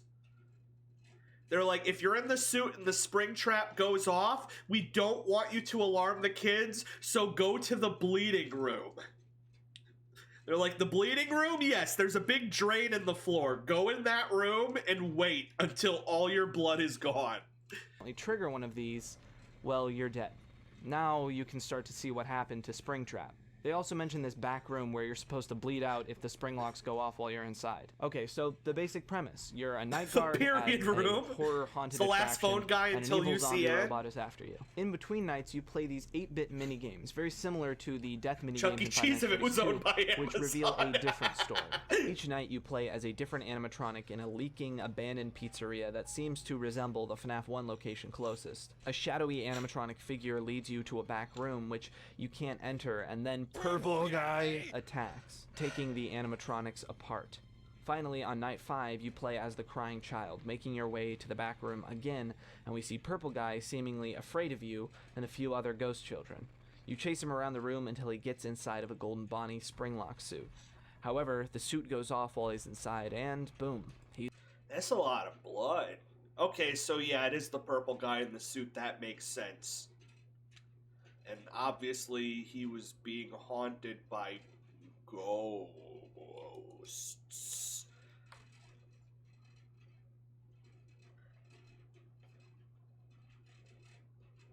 Anyways, he's dead.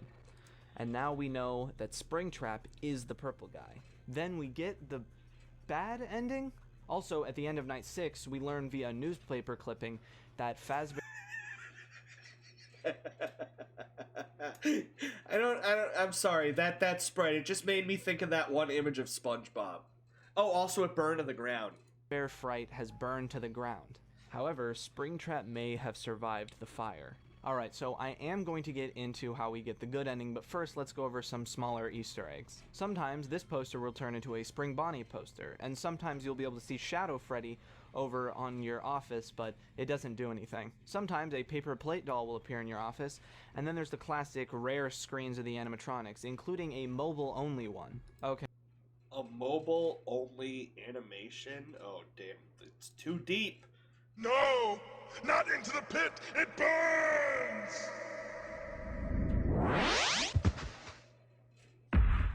I should stream the CDI games at some point. Okay, wow. Here we go. In the in-between night minigames, there are these hints that you can find around the map, numbers, symbols. When applied to the game correctly in the actual nights, you can unlock these secret minigames. Clicking hidden cupcakes, pressing on certain buttons on an arcade machine, or, and the most convoluted one, entering a code on your wall tiles as if they were a keypad. Scott, seriously. Seriously, Scott? Oh look, here's a wall. Let me just dial in my phone number. Once you enter these minigames, you can just complete them normally and go back. Ignoring all of that, it appears that the creator kind of went nuts at this point and was like, yo, YouTube sure does like deciphering puzzles. What if I did impossible puzzles so that anybody who solves them gets 1 billion views on YouTube? So yeah, you have tiles on the floor and you push them like a keypad, you unlock a game. That's insane. Back to your night. But that's not how you get the good ending. Instead, you have to glitch each minigame, some in the most convoluted ways imaginable, to give cake to some hidden ghost children. Also of note, in these mini-games, we can see a glitchy Shadow Bonnie and a location that is presumably Fredbear's Family Diner, as referenced in the second game, featuring Golden Freddy and Golden Bonnie, now known as Spring Bonnie. After you've done that, you can play the Happiest Day minigame, where you, as a child in a puppet mask, wander through a pizzeria until you reach one last crying child. All of the other children from the other minigames join you to give them a birthday cake, and then you can get the... The only lore I'm getting out of this is that a bunch of furries threw such a good party that this kid becomes a furry too. Look at him, he's just like, okay. Children from the Furry. other minigames join you to give them a birthday cake. Was that the animatronic. I am going to smack. Viewing of this tape is prohibited. Discard it immediately. Viewing of this tape is prohibited. Discard it immediately.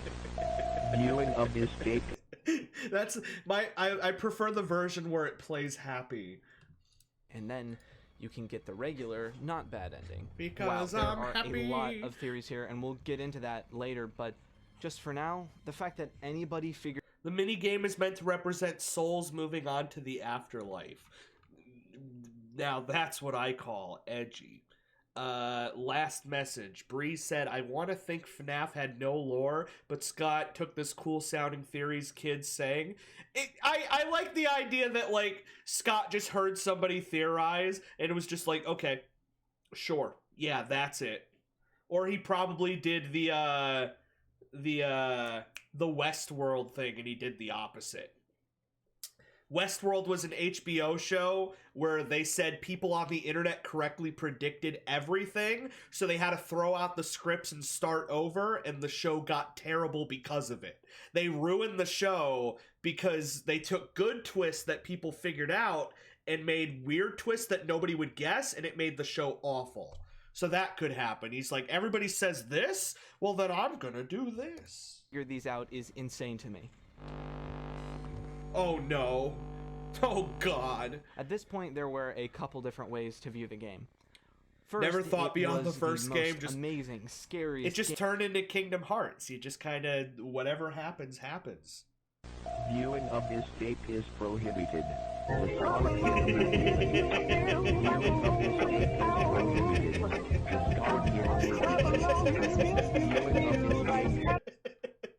Viewing of this tape. You are not allowed to view this tape. The animatronic characters here do get a bit quirky at night.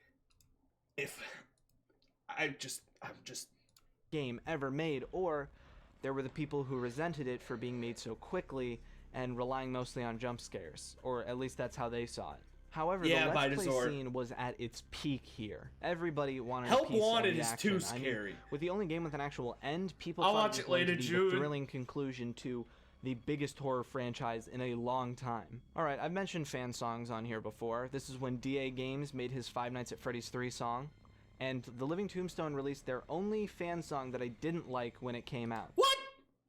That's the good one. That's the good one. That's the good one. That's the good one. That's the good one. Fun fact. Fun fact. The singer of this song, I think,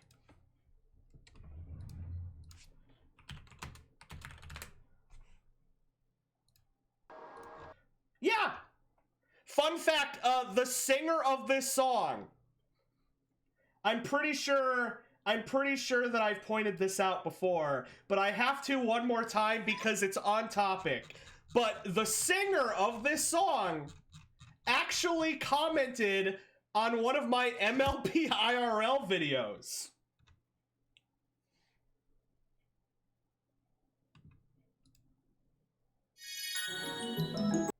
Ellie Monty, the singer of this song, commented on my MLP IRL and said, that was funny.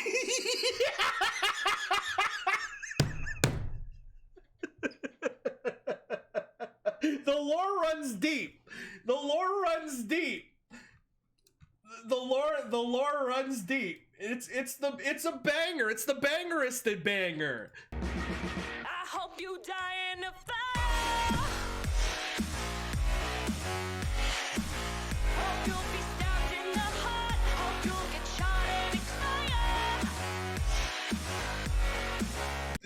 it's bumping, and the singer is a part of history. I'm not gonna pin the comment 8 years later. Fine, there it is.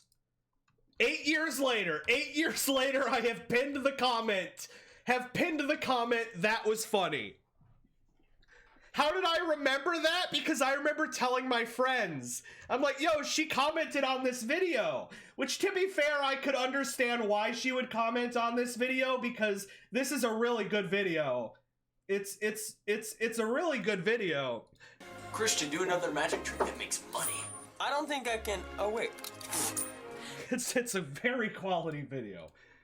To be fair, it has grown on me, but the old SFM sexy jeans models and the chorus turned me into a little 2 years before FNaF 3. elitist. Also, love Riley in that vid. He's just in the background. 2 hour stream, 1 hour in the video. I'm canonically a part of FNaF lore. Rumi made a Five Nights at Freddy's 3 song? What? To be fair, it does kind of slap though. There was the fantastic Two Evil Eyes SFM short film. Springtrap really seemed to strike the Buckle Jeans arc. Stuck inside of a moldy, disgusting... Teal, what were you just watching? Unimportant.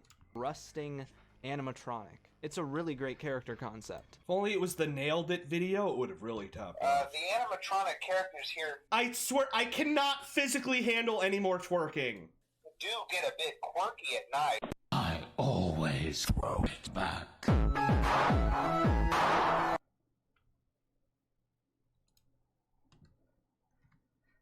I'm gonna have to wipe my YouTube history. And there were also a lot of hoaxes or just fan-made leaks in general. The classic sexy one with the super detailed Fazbear pockets. Mall, Five Nights at Freddy's 3 trailer, the Freddyland teaser, and of course the hoax screenshots and character reveals. Okay, this was a really interesting time for theories. For all intents and purposes, the main story had been wrapped up at this point. Generally, the consensus on the story was this. Purple Guy, an employee at Freddy Fazbear's Pizza, was a serial killer who murdered children at Fazbear Entertainment restaurants. Fun. Dressed in a Spring Bonnie costume, he was able to lure children to a back room and kill them. With the help from the puppet, the first victim, the children haunt the animatronics. The puppet helps bring them... Teal, look at the pinned comment. Because I pinned it, it got 1,000 likes. What comment did I pin? Oh, I forgot that I pinned this! Oh my god! I remember I was showing this video, which it's a good video. But I remember that I scrolled down and the newest comment was this, and it said, when you win Roblox game Impossible Obby. And I laughed so hard at how stupid of a comment that was that everybody in the chat said pin it. And I said, okay, and I pinned it, and now it has 1,000 likes. It has 1,000 likes because it was pinned. Teal, you mad lad, you actually done it. He got the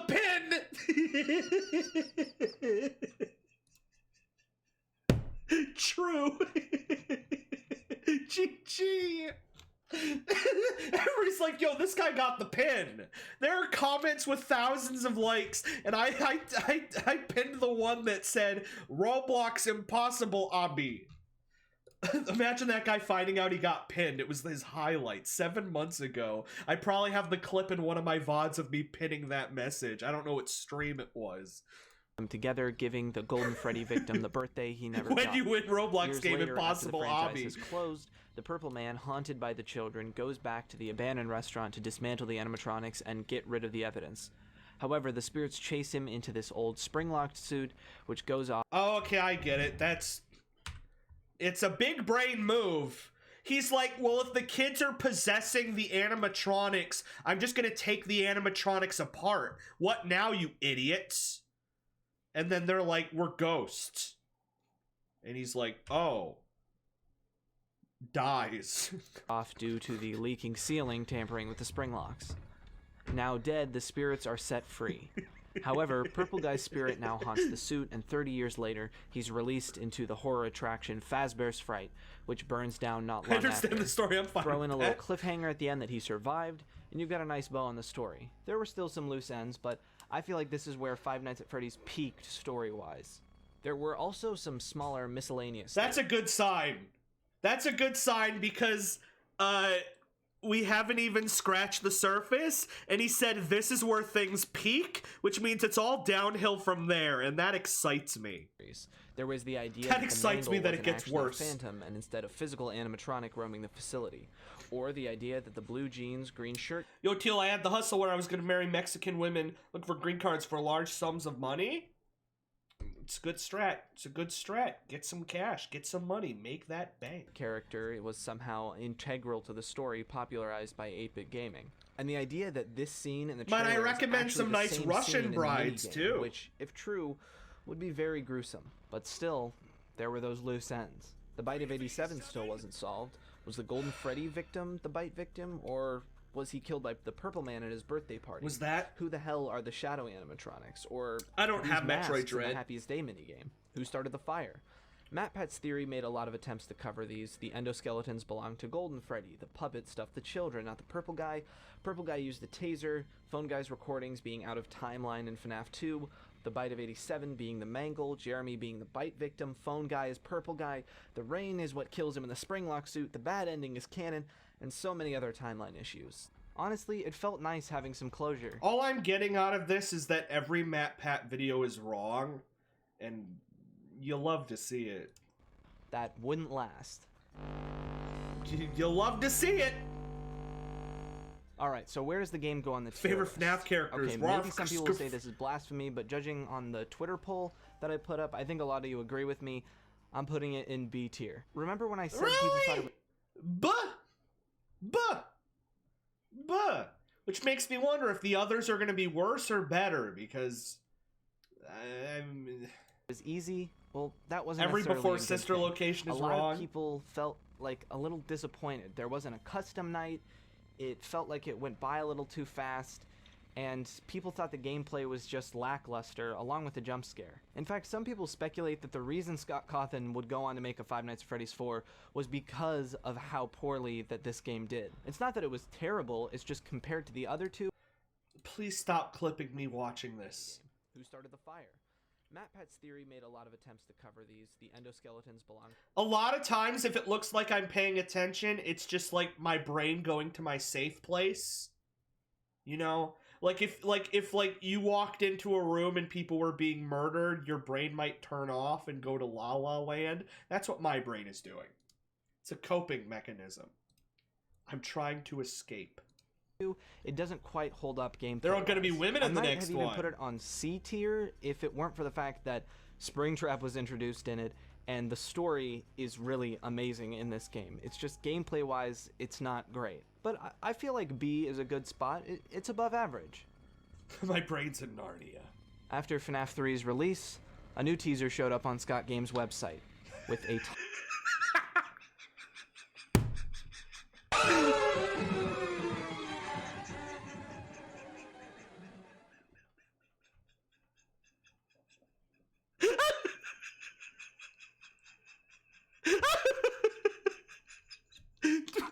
Okay, nothing's got me more hyped than this. top hat. And then it disappeared. I didn't think it could get better. I didn't think it could get better, but the Mad Lad did it.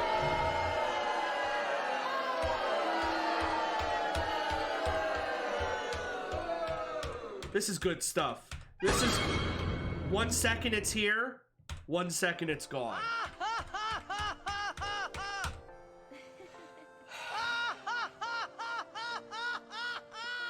Where's the graphics? Good graphics! Get him out of your system. Get him out of your... there you go. Good stuff. And then... So, there's Five Nights at Freddy's 3. I have to say, writing this made my head hurt. There's so much going on. And... Hold on.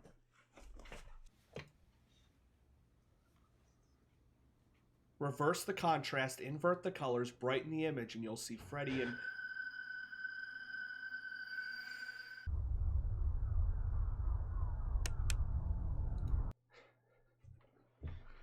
Now, you don't have to worry because there's no monsters on the first night. The first night is usually the most peaceful night. It's real. Well, we've done it, ladies and gentlemen. I've been live for 2.5 hours, and we have gotten through the OG trilogy. We are now on the final chapter, FNaF 4. Ignore all the chapters after that.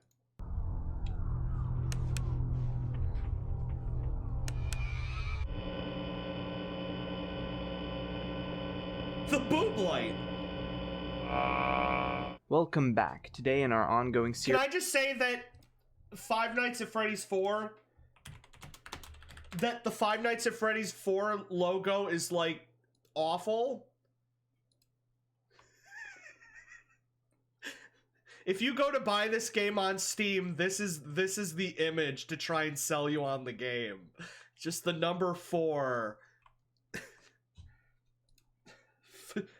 4. Series looking back at the Five Nights at Freddy's games. I got a buzz. Freddy's 4, the final. Don't lecture me with your $30 I just want to start off by haircut. saying thank you for the amazing support. Why does he have a hint of Asian heritage now? I'm just... these videos. It is more than I ever could have imagined, so thank you. I also want to say that the next video is going to be about FNaF World, Doing good. which presents In the first, get out of here, you son of a bitch. Jesus. Okay, so the first night is never usually that bad in any of the games, so I'll play through.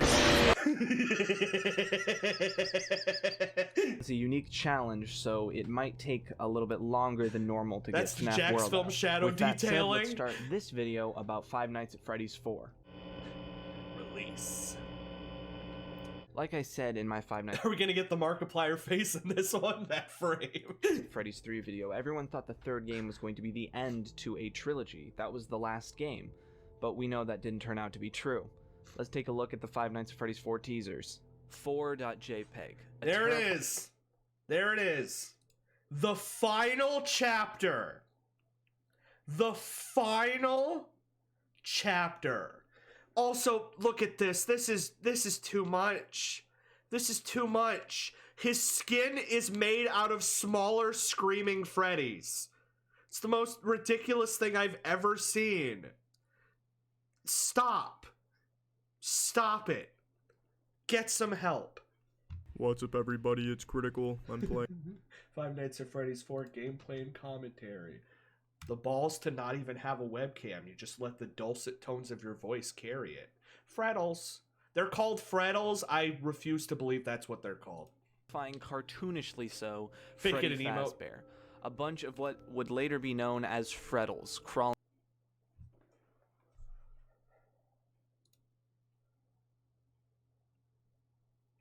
Freddles. all over him. The final chapter, Halloween. Here we have the Was It Me teasers. These are probably my favorite pieces of official FNaF art ever. The lighting, the poses, Foxy's spiking tongue blade, glowing eyes, it's amazing. Look at this! Look at this! Why? Five Nights at Freddy's 1 is perfect! They're literally just animatronics! I can't! When did it turn into this? Amazing. The Was It Me text was interpreted as a lot of different things. We learned but their name from an mainly, attack in who did the FNaF Bite of world? 87? Which one? This was supposed to be a reveal of one of the biggest ongoing mysteries Was in it the me franchise, or me? and people got really hyped. Also, it was There's a reason behind this one, though. It's not just stupid.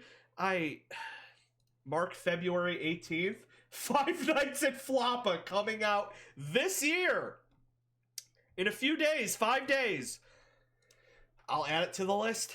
the name reveal of these new animatronics. The Nightmare animatronics seen as very lightly visible on the teasers.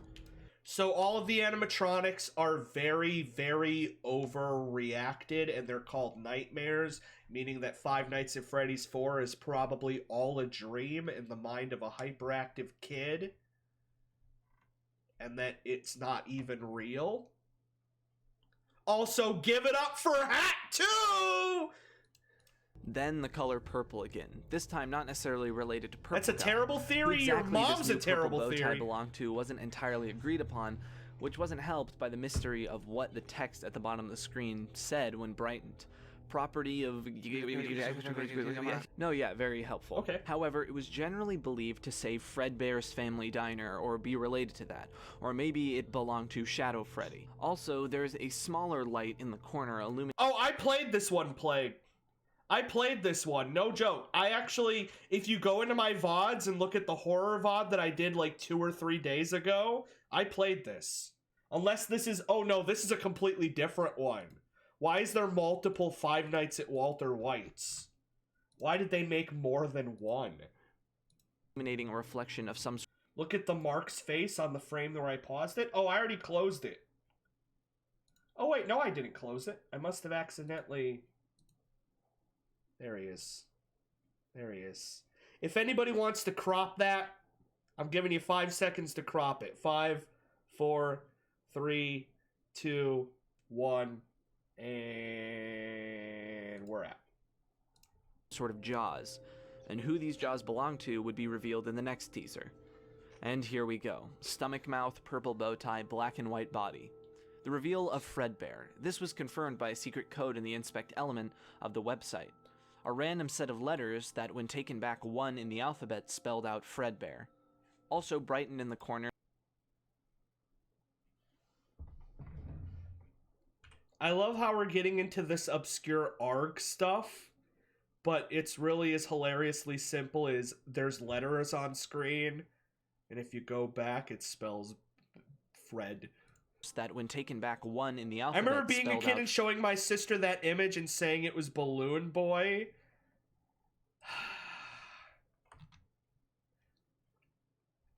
If I make this a sticker, when would it even be used?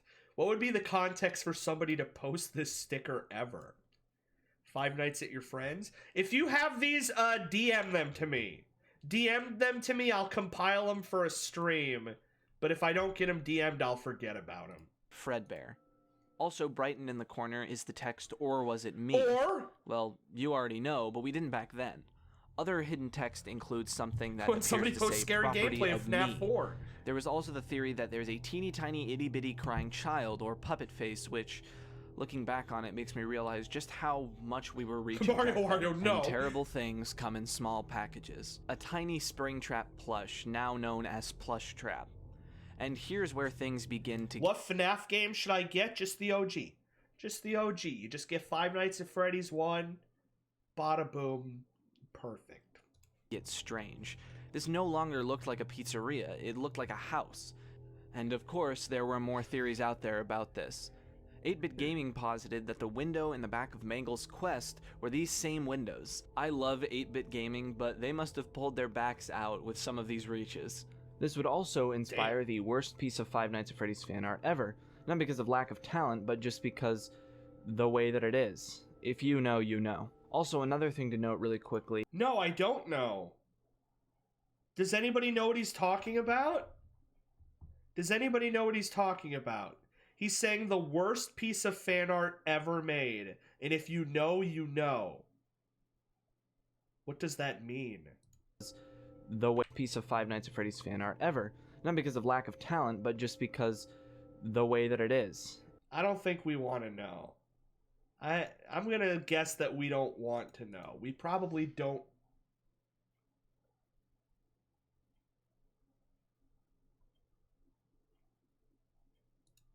If you know, you know. Also, another thing to note really quickly is that in the source... That's not it. I mean, he do be hitting that blunt, though. Code of Scott's websites and a lot of these points, the numbers 8 and 7 were hidden all over the place. Obviously, we know what that means now. Then there was the trailer. What is it that you think you see? Flashlight in an empty hallway. Clock chimes. What game do you think you're playing? Boom. Terrifying. This line right here, "What have you brought home?" was cause for a lot of speculation. Assuming it was a sequel instead of a prequel, people figured that maybe you bought it from the auction at the end of FNaF 3. Is it a prequel or a sequel? I have no idea at this point. I'm trying to put together a timeline in my head. Boom. Terrifying. 3. But who would want these in their house? Maybe you were playing as the son of Purple Guy. Well... This also revealed that there would be more than just one screen. It's a dream! It's not real! Each door had a screen. You could run around the room, and there was even a view of a hallway with Plush Trap. People speculated that this would mean it was similar to the fan game Five Nights at Wario's, where each night you are in a different part of the house. But all That's one of those sentences that, like, is not a joke. You're supposed to take it at face value, but the words that were said are not words that should be said. It was speculated that it was going to be similar to Five Nights at Wario's.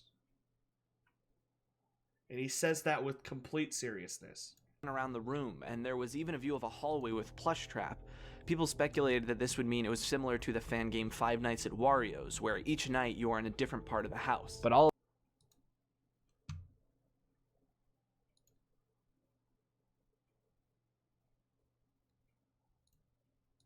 I feel like it's not too late to climb out of the hole. Like, I can keep digging down or I can just turn around. all of these questions would be answered when, as usual, Scott Cawthon released the game ahead of schedule, July 23rd, 2015. Jesus Christ, this came out, like, when did 3 come out? Didn't 3 come out, like, a couple months earlier? Jesus Christ. Now, I know I say this every single time, but Five Nights at Freddy's 4... Less than a year after 1. All these 4 games in the span of 1 year. really changed the game gameplay-wise. No longer did you have the power of industrial electronics to fend them off, only a weak flashlight and your creaky doors. Before we get into the gameplay loop, which does change at times, let's talk about the aspects of the gameplay. That's right, movement. The first game to really have any sort of movement. You have a few places you can move to in your room. First, the center of your room. Here is where you can choose what part of your room you want to move to. You can go in front of you, you can swipe down to look behind you, or click on your left or right. Your closet is in front of you where you can use the light and hold the door closed. On either side of you, you can run up to the doors and look down the hall. You can hold the doors closed here too. Why is 11 banned? Because during the Minecraft stream, people were counting, and it caused my chat to be numbers, but I can't ban single digits. So the earliest number I could ban was 11. So that's just the only number that's banned, and I'm too lazy to unban it. Boob lights. And use the light. Please don't count. I will just turn off the stream. I will march my ass to bed. I will turn the car around. That's it. Back to Winnipeg. And then, looking behind you, you can see your bed. Your 2 lines of defense in this game are your flashlight and the doors. Unfortunately for you, though, you can't just press a button to close these doors. You have to actively be there holding them closed yourself. I thought 11 was banned because of him, Leon. The light works much like FNaF 2, just using control to shine it. The doors keep the animatronics. You better stop. I am not joking. I am not joking. No counting. No counting. I will end it. Out, and the light scares them away. Now, once again, these things change depending on the night, but mainly this is what you'll be dealing with. Now let's talk about the main characters. The main characters are Bonnie, Chica, Freddy, and Foxy. Bonnie and Chica come to either the left or right door respectively. If you can catch them in the hallway with your flashlight, you can hold them off for a moment. However, don't get too overzealous with your light. If they're too close— Sleep! I give you permission. Destroy them. Destroy them. Destroy them, Sleep. Take them out. Take them out. Kill them. Kill them, Sleep. Snipe them. If you're still here, Sleep, snipe them. Get them. Kill them. Kill their asses. Kill their asses! Close and you shine it, they'll jump scare you. Take no apologies, just do it! That's the main way you'll die in this game. Do it now! So how do you tell if they're close to you? You listen for their breathing. I know, it's weird that the animatronics have breath, but that's the mechanic. So you open the door and listen for Bloody breathing. Saturday! If you hear it, hold the door closed. If you don't, shine your light to scare them off. They don't just jump scare you from the doors though. If you let them come in, they can kill you too, either Bonnie attacking you in your room or Chica sending in the cupcake. I don't know. Freddy works in a very different way. Remember when I was banned for 2 days? Yes. These little evil Freddy plushes slowly begin to pile up over time. Freddles. Shining your light on them scares them away. If too many pile— This image will never get old. Numbers will result in a timeout.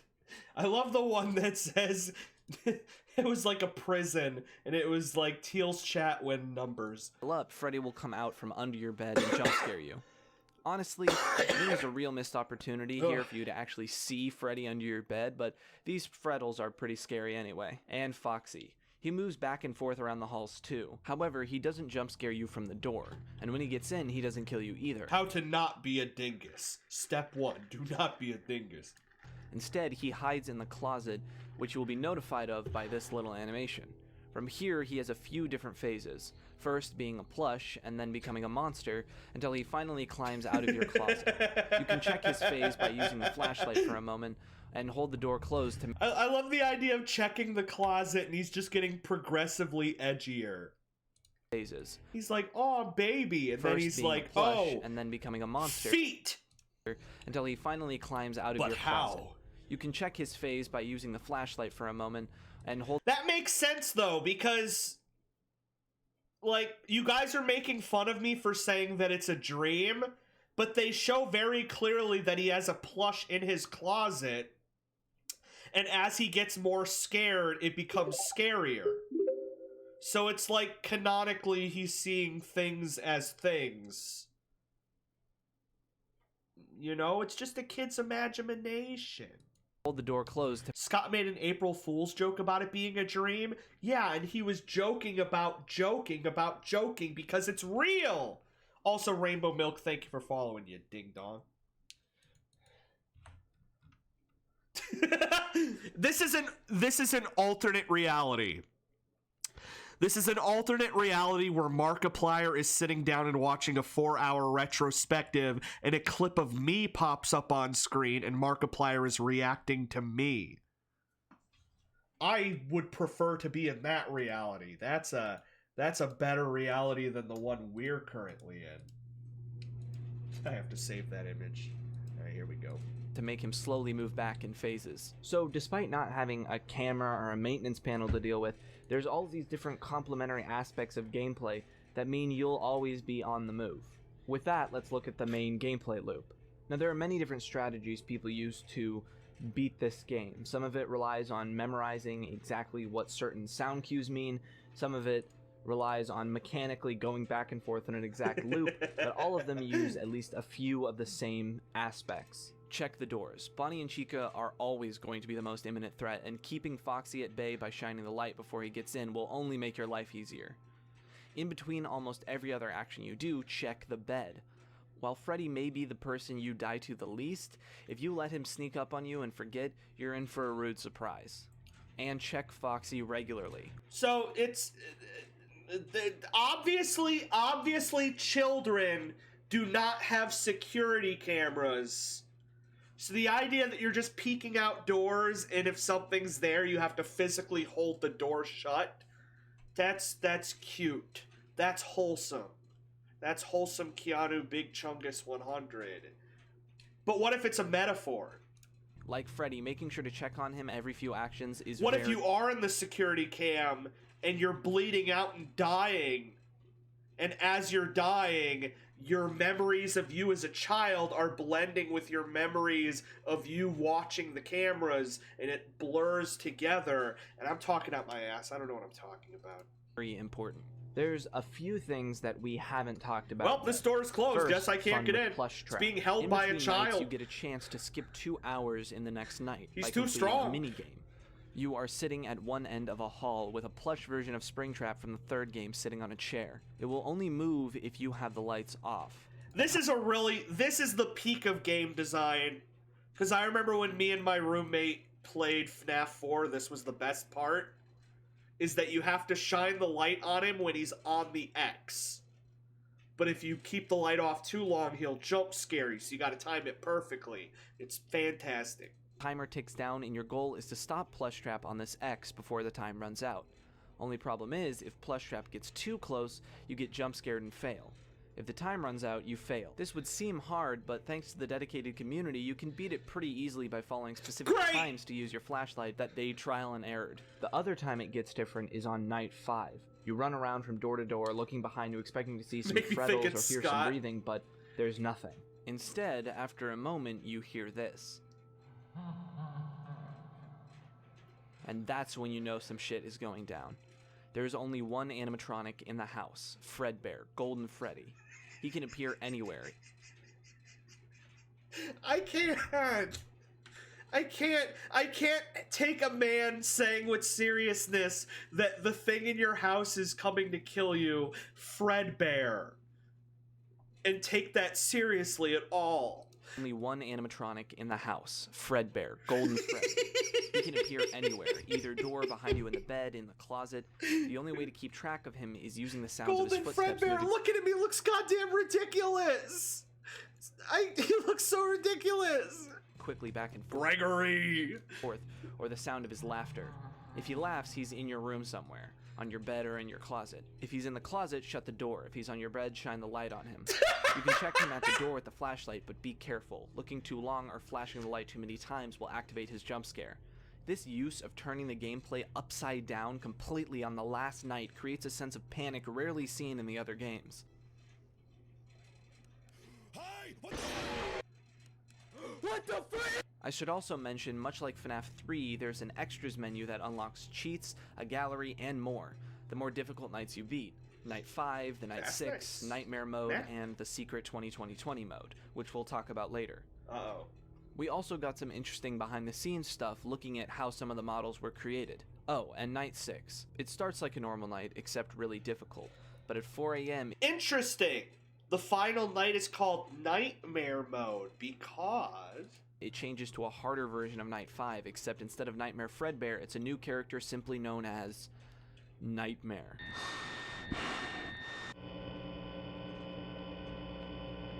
Visually, this game changed the pace the most out of any game so far.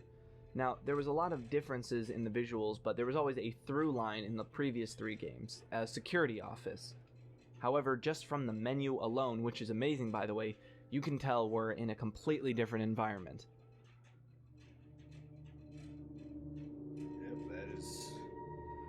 Yep, that's a the piranha location of plant. a house brought the game series into the realm of haunted house media like Poltergeist and The Conjuring. The visual of the menu also helps a lot with the world building. Even though we see a relatively small portion of the actual house inside, just by seeing the house here, we get a sense of the actual space the world exists in. The room in which the main game takes place is pretty good at creating a very certain atmosphere. Old wallpaper, plush carpet, toys lying on the ground. This guy keeps changing his look. It's funny because these are all separate YouTube videos compiled, but if you watch these as one straight video, it just looks like he keeps like cutting his hair and changing his like clothes just for the hell of it. The lava lamp, photos, and stars plastered on the wall. It creates a real feeling of nostalgia, almost melancholy, which is emphasized by the music, but we'll get into that later. Another thing to note is all the little homages to certain staples of the game. A robot toy, a toy phone, a fan. From the hallways outside the door to the fun with plush trap room, the house feels big and empty. It gives you a feeling of being small, not just emphasizing the fact that you're a child, but that you really aren't in control. The animatronics loose in the house really have a sense of scale because of how open there are and pictures empty of his the house family. feels. That's hilarious. You get the feeling that there's nobody else in the house to help. No parents to run to, no one else the animatronics are after. It's just you. And here we are again. I'm gonna be 100% honest, the Nightmare animatronics are not scary at all. The teaser art... I love it. Based. The fact that the designs that are meant to be the scariest thing ever are so over the top that they loop back to not being scary. They're not scary at all. It's just teeth. Made it look pretty cool, but especially in-game, there's absolutely no fear factor when it comes to actually seeing them. In fact, sometimes when I see them at the end of the hall, I just get relieved. As with the other games, the more that they go over the top and try and one-up the last game, they lose the feeling of the uncanny valley that made them scary in the first place. Now, there's something to be said about how they match with the canon and the lore of the game, but when it comes to just seeing them in-game, there really isn't any fear factor, and some parts, like the cupcake jump scare, make me lose all tension. On some more specific notes, I feel like Nightmare Freddy really got the short end of the stick here. His design is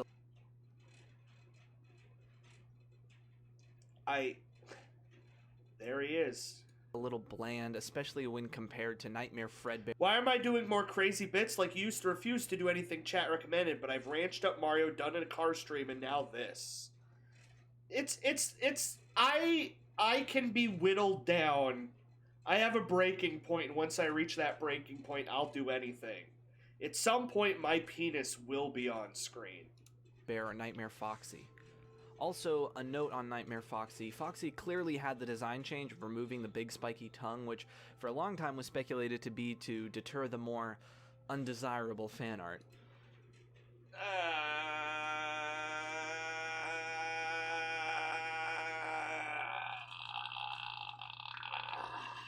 But I think it was later stated by Scott to be just that it was harder to animate. Alright. Okay, okay. Right, even with all of my criticisms of the visuals. Why does FNaF 4 Freddy look like this?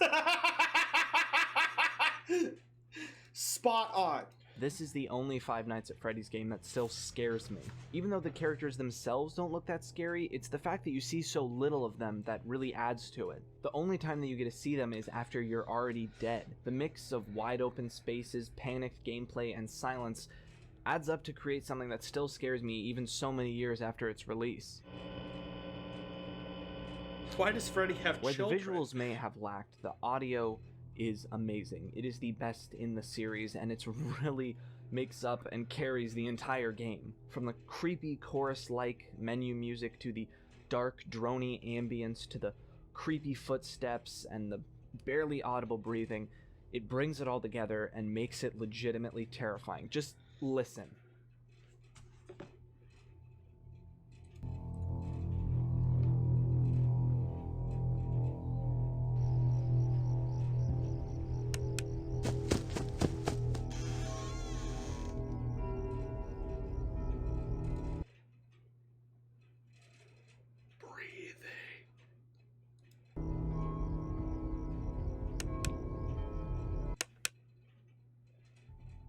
It feels almost too real while elevating the level of dread and fear. But let's get into a little more detail. The ambience actually has a lot of different pieces. There's the drone in the background and the reverberating bells, but there are a lot of little touches. This boss proves that more detailed is less scary, because this was on the NES, and you're like, oh, spooky. But then you had him on the 3DS, and you're like, oh.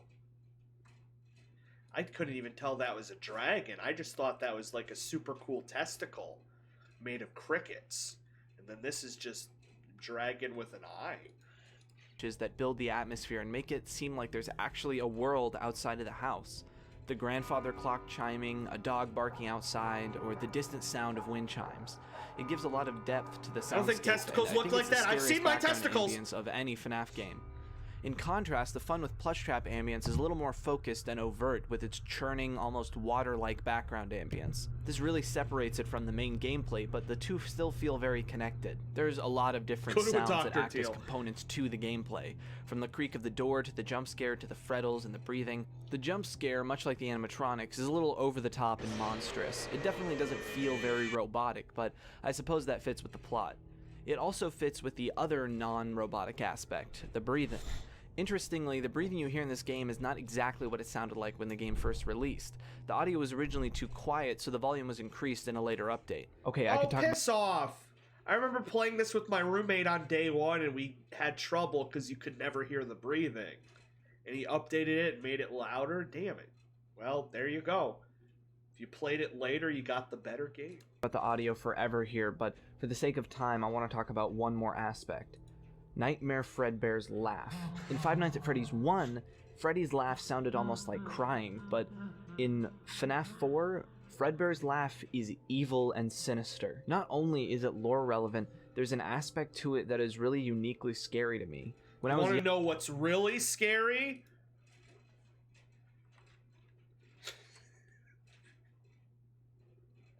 Every once in a while, I look down to the corner of my stream and I'm like, I look kind of cute today. I look kind of cute. If any chicks come to my stream today, they might think I'm pretty cute. And then somebody sends me a screen cap and I'm like, oh, that's what I look like. Younger, I would have these recurring nightmares about These two siblings coming into my room The and game isn't debating even on the monitor. It's just Audacity. whether or not they were going to kill me, and the older brother sounded The games got less exactly scary like when they this. removed the so bad there's that bitch. sort of unique aspect that makes it extra creepy to me. Put in jump scares, Jude. Lots of jump scares.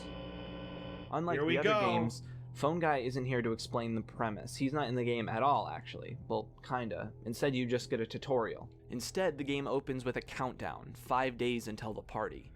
And here we go. So... Oh, this is the one. This is the one. This is the one. Was that?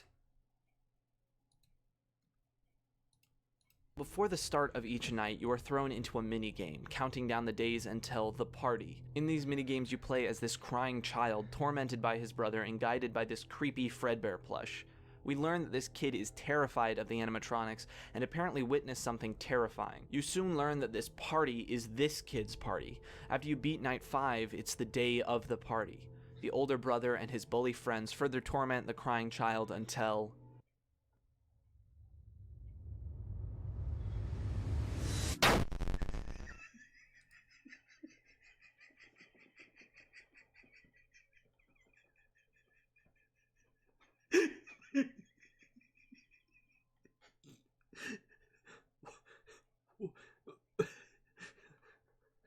Was that the chomp?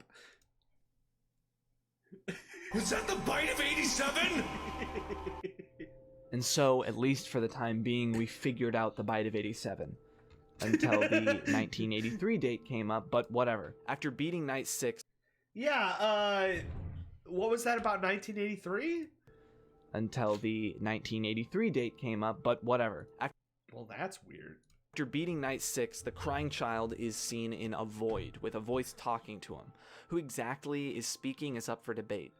Then his plushes, including his Fredbear friend, disappear and a quiet sound of a flat line is heard. There are plenty of other little secrets in minigames and gameplay. Well, the whole dream thing, but I was joking earlier about like the as you're dying, these are the visions going through your head, but I guess that's actually the lore. Of course, there's the 1983 TV with the Fredbear and friends. Phone Guy is also technically in the game. A distorted and slowed version of his Night 1 FNaF 1 phone call can be heard sometimes in the ambience. Some people have pointed out that this is where the bite of 87 is first mentioned, further putting the focus of the game on this. In one area of the minigame, you can double back and see Purple Guy helping someone in a Springlock suit. And another large part of the theory crafting section, your bed. Behind you are items on your bedside table that will... Oh, I've seen this! I've seen this! Like, at one point you can see, like, an IV tube next to the bed. I remember this. I remember seeing these, because this was when, like, the theory stuff was, like, taken to 1,000. What is this, drawn to life? Change, flowers, a bottle of pills, and an IV bag. If you're not looking in the heat of gameplay, you won't notice it, but the changes are definitely there. Less of a secret and more like a fun fact, the pictures on the wall are of Scott and his family. And then there's 2020 mode. By going into the extras menu and typing 2020 into your keyboard, you unlock an extra and hard night, although it doesn't reveal anything besides giving you an extra star. But I know what you're thinking. There's something else, something missing, and you're right. There is one last thing. Here we go, the grand reveal. Pass. Yeah, a lot of people in my Discord today were talking about the fact that he uploaded a 23-minute video where he went through every single Pokemon and judged whether he would smash it or not. And apparently he has a lot of hot takes. Did he just say that he would bang the heart? No, I'm not even getting into this. I'm not even going to judge his life choices. After beating Nightmare Mode, you get a screen of a box. The box. Clicking on the two locks moves them slightly, but there's no way to open it. Oh, I know about this too. It's a locked box and nobody's discovered how to open it. Nobody knows what's in the box. There's been many games since, but this box is still there. There were countless attempts, even going into the source It's been opened? There's no way it's been opened. code to find out. After a while, the text appears on screen. Perhaps some things are best left forgotten. For now. And so it began. Alright, Has it this is been the opened? motherload of theories, so we'll get to that last. For now, it's pretty much... What's in the box? Five Nights at Freddy's 4 Fury's Rage plan openings. FNaF World Trivia. It's supposedly changed over time as Scott changed his views on the lore. Back to the Kingdom Hearts thing. Kingdom Hearts also has a box that has never been opened and nobody knows what's in the box. So that's 2 games with complicated lore that have boxes that nobody knows what's in the box. Much the usual stuff. The fan songs, Break My Mind slaps so hard. Fan games, there was a really cool Iron Horse Cinema, Five Nights at Freddy's 4 short film. If I remember correctly, this is when the hate train... You want to intrigue people, just put a locked box in your game and never say what's in it. Spoiled on Kingdom Hearts, sorry. At some point they reveal a box and they don't tell you what's in it. To this day, I don't know what's in that box, and I want to know what's in that box. Five Nights at Freddy's really picked up because of the infamous Five Nights at Freddy's PewDiePie video where he wasn't scared at all. What's in the box? Of course, there was the Bite of 87 meme that came up more recently as like a meme resurgence. On a more personal note, this was the first game I ever actually finished. And Scott Cawthon also made a Halloween update. There was a lot of debate about what all of this update meant in the story, but Scott Cawthon clarified that it was largely non-canon, so it was more just for fun. Okay, theories. There are so many theories for this, it would be insane to try and cover them all, so I'll break it up into 4 points. The bite, the main story, the box, and of course, Dream Theory. Yay, Dream Theory! Now, Theory. the most obvious explanation for this bite scene is that it's the Bite of 87. But the entire thing was thrown into question with the 1983 Easter egg. There were 2 ways to interpret this. This was actually a separate bite called the Bite of 83, or this was the Bite of 87, and the 1983 date was the date of Fredbear's founding. In the current FNaF lore meta, I have no idea. Yeah, that would make sense, because if there's a TV that says Fredbear and Friends 1983, that would make sense that that was like the year that they opened. And that they're doing like an anniversary thing. I don't know. I don't know. 83 date was the date of I have a theory of what's in the box and it makes sense. There's nothing inside the box except a PNG of Matt Pat eating brownies. It'll be the ultimate troll. Fredbear's founding. In the current FNaF lore meta, I have no idea what the more It's an embarrassing photo of SpongeBob at the Christmas party! Makes the most sense because Scott was literally telling us it was in the source code earlier. Then again, it wouldn't be the first retcon in the series, so there's that. Okay, so the main story. How exactly does this all fit in? Well, most people generally believe that this was the old location Phone Guy talked about before FNaF 2, and in between FNaF 2 location and the location seen in the Save Him minigame. But when exactly this took place was still up for debate. 1983 or 1987. There was also theories about who we were actually playing as. Oh, the Kingdom Hearts box. box. That we weren't the crying child victim. This is the image inside of the box. Matt Pat would flip out if it was just a JPEG of himself. At all. We were his brother, seeing it. And then text pops up at the bottom and it says he was right about everything. And you're like, what do you mean Matt Pat was right about everything? And they're like, Matt Pat was right about every... Okay, I went to click the Matt Pat image, but I accidentally clicked the, I clicked the banana image instead. So, never mind. The imagery of the hospital room of his brother, whose death was his fault. Haunted by the masks and the imagery of the restaurant and his friends who helped him make the worst mistake of his life. Finally, Fredbear confronts him in the final night, attacking him now. It's a decent theory. Alright, the box. What the fuck was inside? Theories range from Springtrap to the puppet to a meta-analysis of the community as a whole. Scott ended up... My theory is this: the Bite of 83 and the Bite of 87 was Jeremy, the FNaF 2 night card. Since night 5 you're told you're being moved to day shift, but in night 6 you're a different person revealed by the ending, but the phone guy sounds distressed saying something happened. Interesting. Counterpoint. Why the hell is it so small? Never mind.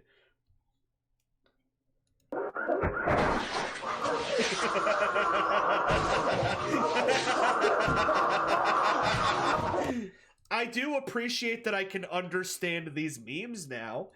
Addressing it in a community post saying that it's one of the only mysteries the community has yet to solve, and ending it by saying some things are best left forgotten forever. To be honest, as the game moved on, the box has sort of been forgotten, and I'm not really going to have a chance to talk about it except if I decide to make a series like this on the books. So I want to talk about this specific point right here. This was a sort of retrospective stream that Markiplier did with his friend Tyler, who didn't really know much about the games. There's plenty of theories and ideas thrown out, most of which weren't exactly groundbreaking or even correct, but there's one moment when they're talking about the box that I remember. Well, my question would be, with 2 locks, it makes me think like 2 different people have to have keys to open the box. I've never thought of that. Oh. See, this is why So I bring what him about, here. like, I never the thought of makers of the animatronics, like, are there 2 people that made them?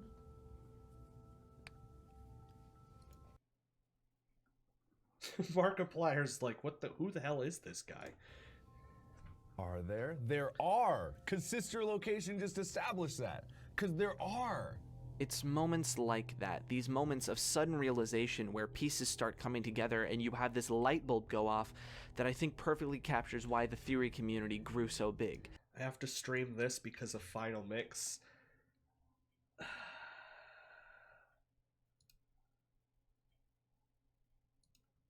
I'm not even going to ask what happens in this fan game. It's these aha moments. Speaking of aha moments, the dream theory. During a stream by MatPat with some of the biggest theorists in the community at the time, Scott Cawthon began live updating his site to communicate with them. All of these questions and hints led to this little moment. Here's a weird, this is weird, okay? But it's one of the things that immediately jumps to my mind. Is it possible? Again, this is What if MatPat just had a heart attack right now? He's like, is it possible that? And he just had a heart attack and died. And nobody ever knew what he was going to say. completely off the wall. Is it possible that FNaF 2 didn't actually happen? And it was just, yeah, I know what you mean. Similar to FNaF 4, which takes place inside the mind of a child.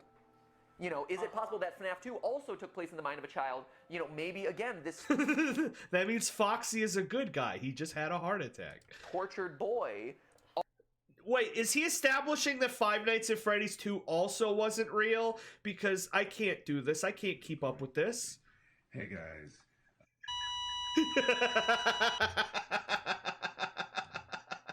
Also think about the element of putting on a mask. You know, you have a child maybe putting on a mask, or you have the brother who has shown himself to regularly put on a mask. You know, again, this is without having any time. And so began the dream theory. For a full explanation, watch MatPat's video. Oh god, he's about to get into FNaF world. I gotta stop. I'm playing through the FNaF games, and they're good. Right off the bat, you can get a weapon called the Dragon's Dildo. But I remember the feeling of what seemed like we had finally uncovered everything. Almost the whole story could be explained. Sure, it was a bit of a cop-out, but that's why Scott said he wondered if the community would accept it. Obviously, it turned out to be completely wrong, and it sounds kind of insane thinking about it now, but part of me really felt at the time like this was a good thing. We had finally solved everything, and most parts at the time seemed to fit. I just had the sense that the story had been solved. What a naive little shithead I was. Where does it fall in the rating? Okay, so where does this game land? I'll probably get some shit for this, but I'm putting it in B tier. A lot of people think that I've seen at least that it's one of the worst games in the whole series, but like I said, it's one of the only ones that still scares me. And yes, the visuals aren't great, and yes, that is sort of when the story started going downhill, but in general, the audio is really great, it's still really scary, and even with all of the other stuff... You did 2 videos on FNaF World. If you're not going to watch more longer, at least watch till the end of the first one. Yeah, I'll ask the audience what I should do here in a second. I think it deserves to be at least on the same level as Five Nights at Freddy's 3. That's it, we're done, thank you! That's it. That's the series. Oh, God! And so would... So,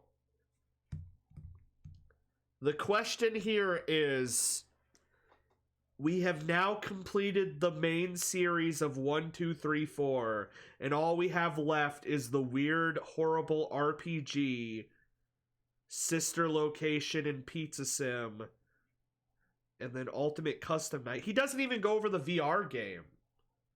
That kind of sucks. The VR game is... I like that one, but I guess that one might not be important because you're just replaying events.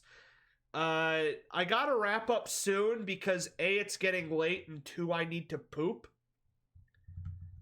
I mean, I've literally eaten 3 tacos over the course of this stream, and they're starting to hit me. It's just a matter of... We are 1 hour and 35 minutes into a 3 hour and 54 minute video, which means we're not even halfway done. The VR one was too new? Okay. Let's watch... Because it's a matter of, like, I want to have a good starting point for next Saturday. So next Saturday... Good God, the FNaF world is a big chunk. Because if I start halfway that next week, then that means next week we'd be starting halfway into FNaF world. I feel like that would be a good starting point for the next stream.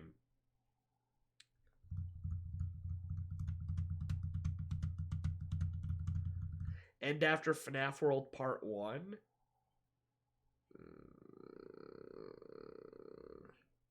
Alright. I'll watch... No...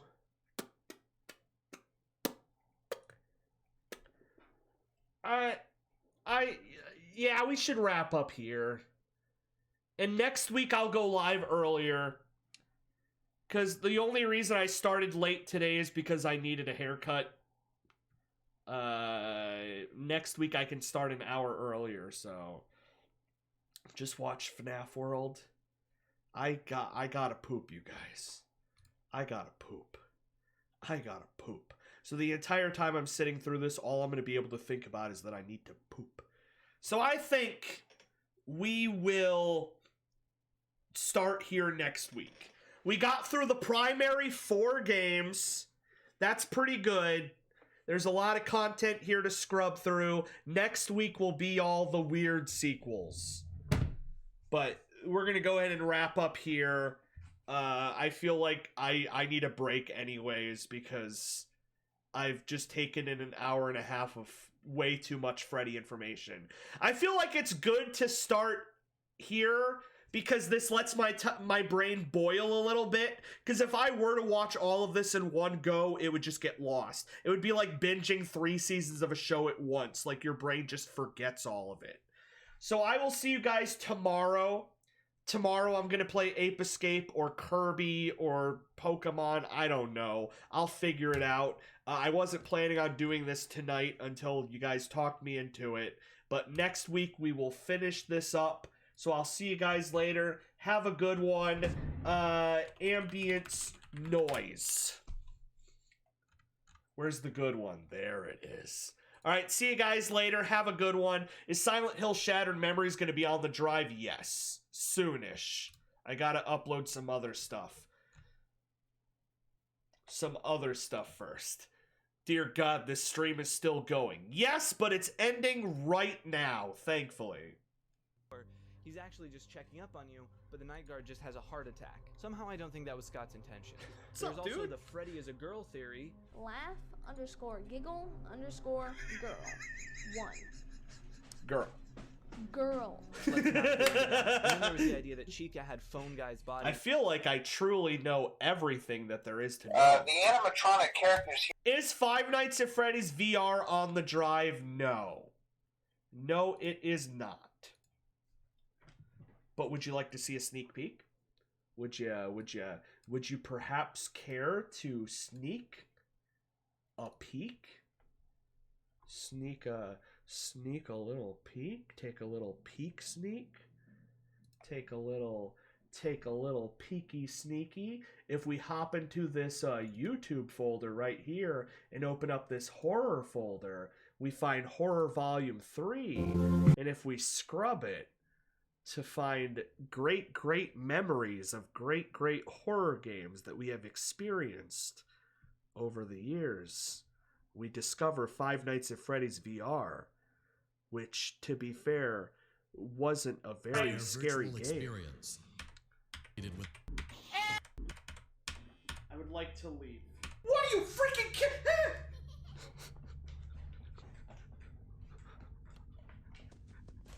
No. No. No. No. No. I'm not. No. Oh, my sweet baby goodness. And I curled into a ball just because I'm afraid of heights. This is literally like the scariest game that I've ever played in my entire life. It's literally the scariest game that I've ever played in my entire life, because something about FNaF and VR is revolting, and I had to bring my mother on to play the game because I was too scared that I had to force my mom to play it, and all she did was swear the entire time. Grab it. So look at the doorknob. Because she's braver than I am. It's my mom. Well, that's it. Stream's over. We're getting out of here. Five Nights at Freddy's 2. That's a good tweet. That's a good tweet.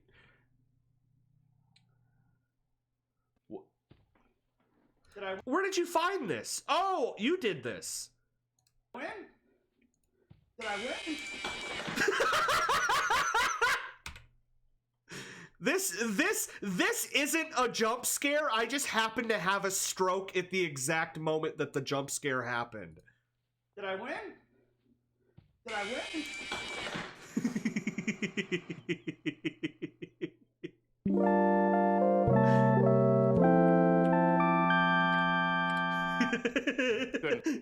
Oh god, you included the sus. This is a big video. You've got freaking everything in here.